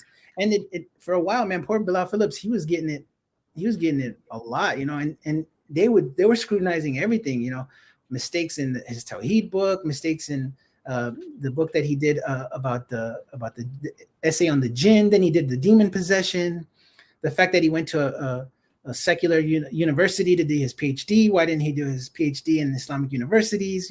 Just crazy stuff. It was just getting out of hand. And so what happened to me and some other brothers from Salafi brothers who were there, we broke away from Center Street Masjid and from Jabali because somebody had taken something that Jabali said and they took it to one of the mashayikh in Mecca. It was I think it was Sheikh Mohammad al-Banna. He made a comment about Sheikh Mohammad al-Banna was Egyptian sheikh. He was very well known. He lived in Jeddah, and they said something about Jabali, and they took that, and then everybody said you can't take from him. He's not from the people. He's not Salafi, right? Because Jabali was so into Sheikh Albani, he was very anti-Madhhabi, and he used to say stuff like, and even Abu Muslim got in trouble for this. They would say stuff like, the Hanabila, the Hanbalis of Saudi Arabia are not real Salafis, they're Hanbalis. And this was a big fitna. This was a big problem because, and I came to understand it better when I lived in Saudi Arabia, you can still be attributed to a madhab, and that doesn't mean that you're not Salafi, because Salafi just means you're following the generations. Yeah. And Imam Ahmed, who's tied to the madhab, you take what's according to the kitab and the sunnah from him, and you leave off what he didn't have, right? Yeah. And so that whole thing, it just really got out of hand. And so we set up our own, we broke away from Center Street Masjid, and we set up a Dawah center in a little town called Worthington Gardens, and we called it the Tezkia. Tezkia.org is what we called it. And there were several brothers there. They kind of wanted me to lead it because at the time my Arabic was starting to get where I was translating and doing translations of like little stuff. And they had a site, so I would translate, and we would post fatwa of the ulama, right? And so we're making connections with Troy. We're making connections with the brothers in Masjid Rahma and all these other brothers. There's a masjid that springs up in Atlanta, Masjid Salaf Saleh. There's a brother named Abu Sumaya Kill Walker. And so we start doing, me and this other brother, we write this refutation on Dr. Jabali, why we left Dr. Jabali, right? And it caused, so you were part of the problem too. Yeah, well, yeah, I mean, this is the whole thing. I am guilty for a lot of things. And there was pushback when we wanted to put this out, even from some of the Salafi, even Troy. We told Troy, can we put this on the site? And they're like, no, there's there's some things about it we're just not right. And I was like, well, I just copied what you guys were doing with Abu Muslima, because they wrote 2 refutations on Abu Muslima. You did the same thing. I'm just doing the same thing you guys were doing. So what's the problem? And so they didn't want to do it. So we put up our own refutation. And it caused the rift with us, Dr. Jabali and the others. So infighting. Yeah. So we start bringing like other duat and stuff, other brothers from different parts to come. They're looking for people to, they're gonna actually set up a spot. We have a Dawah center, we have a Musalla, we have a school, we called it Madrasa Salafia. I was teaching Arabic. I had my son enrolled there. And we're officially have our official Salafi Dawah center, right? In the Dallas-Fort Worth Metroplex, and we're making connections. We had a conference. We had different people come by and do telelinks with the ulama. And later on, what would happen with Tezkia, it would end up becoming Masjid Uthaymin. They moved to Dallas, and it becomes Masjid Uthaymin, and they have their own brothers. And at that time, there was a brother who they wanted to be the imam. His name was Akil Ingram. He was a real nice guy. And he came, and he was supposed to go back to Medina. He finished the Arabic program, but he was supposed to go back, and it didn't happen. So he ended up just staying in the East Coast. And so they ended up with no imam. And then eventually, when they became Masjid Uthaymin, they hired an imam named Sheik Isa. Sheik Isa was he was from Rwanda, and he was a bishop, I think, in the Catholic Church. Oh. And he ended up being recruited to Medina, and he got his bachelor's in Medina. He was older too, because very rare Medina will take you. He was in his 40s. Yeah. And he ended up. You have to be under 25 to be accepted at University of Medina, right? Yeah. Very rare they make exceptions, but they made an exception for him because he was going to be going back to Rwanda to a community that needed dawah. So that's basically why he was there. So there's this huge alliance that happens with Salafi publications in Birmingham, England, not Birmingham, Alabama, and the East Coast Salafis, and then with us and with these other groups. I myself am somebody who was behind the scenes. I didn't like to get involved in things, and I didn't know all of these people personally, but I was a family man, so I like to be with my wife and my children and with my stepchildren and focus more on that. But I did do a lot of translating and helping wherever they needed help with Arabic and stuff like that. And so then the shift goes from Sheik Albani's students and him to the Saudi ulama, and they become now the reference point of Salafia. They become, in essence, Salafia. And if you weren't down with the Saudis and their people, you weren't Salafi. And so the list started getting bigger and bigger and bigger. And it's still getting bigger and bigger. Yeah. And bigger. Salafi Publications is another Troid, right? The like extreme Salafis, the ones kicking people off the manhaj, right? So they are the godfathers of the whole deal. They are the ones who set it all up. They're the ones who called the shots, in essence. And now like Germantown Masjid in Philadelphia, they're also connected with them because one of their people from Spubs, Hassan Somali, he became an imam in Philly. And so he brought that whole mentality. And then so there were brothers who were connected with Troy in Canada, in Toronto. And, they had their fitna there with Masjid Khalid bin Walid. Really? Yeah. I didn't know about this. I've been to Khalid bin Walid Masjid multiple times. I didn't know there was a beef between Oh yeah. So for a long time they're not set. You know, what was the name? Sheikh Yusuf, was it Shil? I'm trying to remember his name, but the imam there, they totally took the whole masjid off the minhaj. Like, those guys are not Salafi. You don't go to that masjid. They're off of it. And a couple of other groups as well. So yeah, there was. Oh wow. Yeah, that's a Somali masjid. I love that masjid. I used to go there for Ramadan all the time. You know, this, because we're running out of time, I just want to share a quick story from my side. This whole Salafi publications is what caused a lot of a bunch of my friends in university to sort of defriend me. What happened was, again, I was a new Muslim. I was learning Islam. I was trying to learn about, I had a Sufi friend. I had a Salafi friend. The Sufi friend was saying Albani doesn't know anything. And he's like a godfather of, he's like a pillar of Salafism, right? But he was saying, oh, he's uneducated and he doesn't know anything. He's self-taught, this and that. So I was asking my Salafi friends, because I'm trying to make sense of this all. Like, naturally, I want to make sense of it. And they were like, one of my friends actually got mad at me. I didn't know this. He didn't tell me. And he started acting really weird. And every time I would talk to him, he would give me this like rude, abrupt responses. And one day I just asked him, like, well, what's going on? I thought we're like friends. He's like, oh, I'm doing Talib Jahil on you or whatever. I'm boycotting you. I was like, what? You're boycotting me? Like, what? Why? Like, what's going on here? Right? And he's like, yeah, you insulted Albani. I was like, I was just asking questions. I just trying to understand, right? And at the end of it, it turned out that, you know, these guys, you know, Bilal Phillips, all the guys that they used to look up to, I used to look up Bilal Phillips, Abdul Rahim Green, all of these guys were off the money. Green, you like that? I used to listen to him too. I mean, these are the popular guys that were online that were like easy to reach, right? That's why I was following them, right? Okay. Yeah. So there's a lot that could be said there about Sheik Albani that we could probably even do like our own another video on because he's very controversial. But on my blog, I do have a post there. Let me see if oh no, I don't. On my blog, there is a lecture given by a brother. His name's Dr. Ahmed something, and he gives this short 30-minute lecture about Al-Albani that it was one of the lectures that really made me change my mind about Al-Albani, because there is some truth to him being an autodidact. There is some level of where he was self-taught.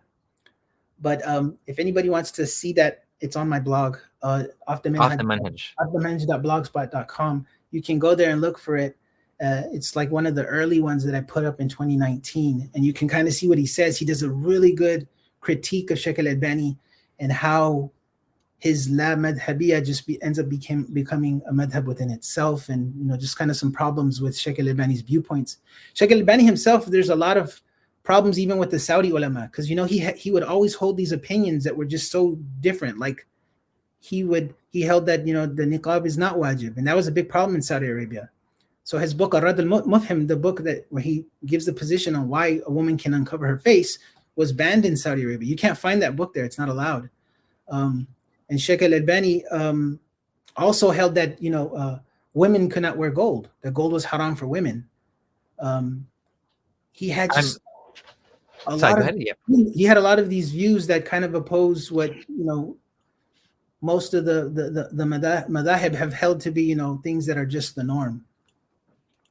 So I'm sharing Aboo Imraan Thomas's channel here. Do check it out.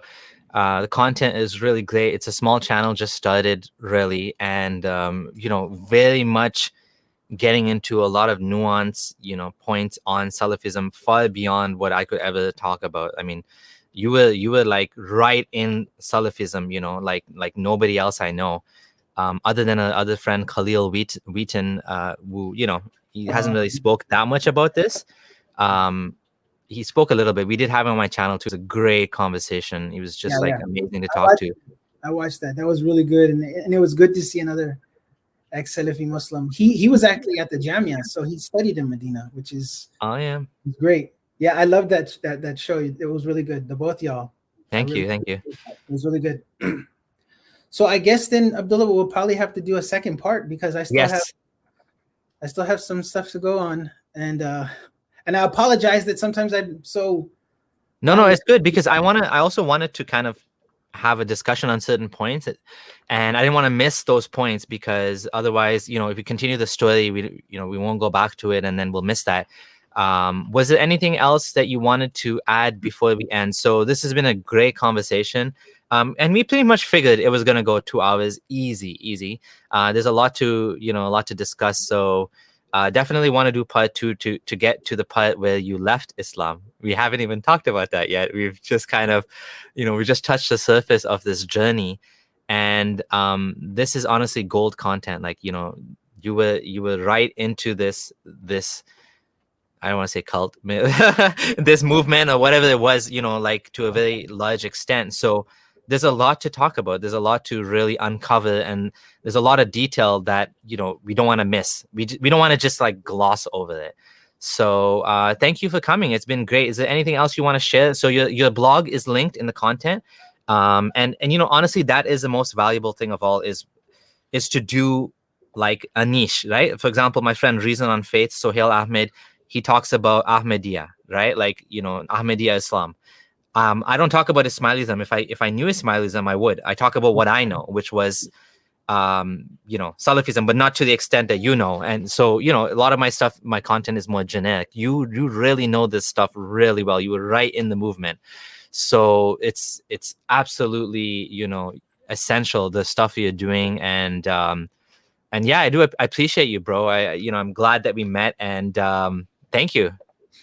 You're welcome. And hopefully what we'll continue with is my moving to Atlanta and then going into Egypt and Saudi Arabia, and then we'll see where the denouement, everything starts to go down. Hopefully we'll cover that, definitely, so people can get an understanding of, because that's the biggest thing, the why. Why did you leave Salafi Islam? Why are you no longer Muslim? Why do you not believe?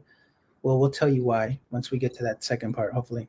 And also, one of the viewers, Islamic Clarity, he was the one who asked me to do this interview as well. Or he asked me, even though I wanted to do it anyways from a while ago. He wanted to ask about September 11. We didn't get to talk about that. Was that anything influential or significant that happened there quickly at September 11, or not really part of the story? Let me see. You know what? I'm glad you mentioned that. I didn't put anything about September 11th. Was there anything specific that he asked? No. Just wanted to know, like, in the community, was any, like, what the reaction, I guess, was. We will talk about it next time then. If there's anything, if there's nothing relevant, that's fine. We just continue. Yeah. But if there was something, because you've been going to major events, you mentioned the Tanzania bombing. He was probably thinking that there was some reference point to discuss there. If not, we continue. Yeah. Okay, so this has been awesome. Thank you to everyone who joined us today. It was quite a big turnout. And to all the subscribers, all the patrons who have continued supporting the channel financially and otherwise, do appreciate you all. Thank you to Stop Scamming Man for your donations. And thank you to everybody else who also donated during the show. African Humanist and John Stopman, thank you for doing the moderator job. Sorry? Give a shout out to African Humanist. If you guys can check out her channel, she has really good content. And also, yeah, please, she's a former Christian humanist. She has some great stuff. Please check out her channel. And also, for those who may want to get in contact with me through Instagram, it's Aboo Imraan, ABOOIMRAAN. If you want to.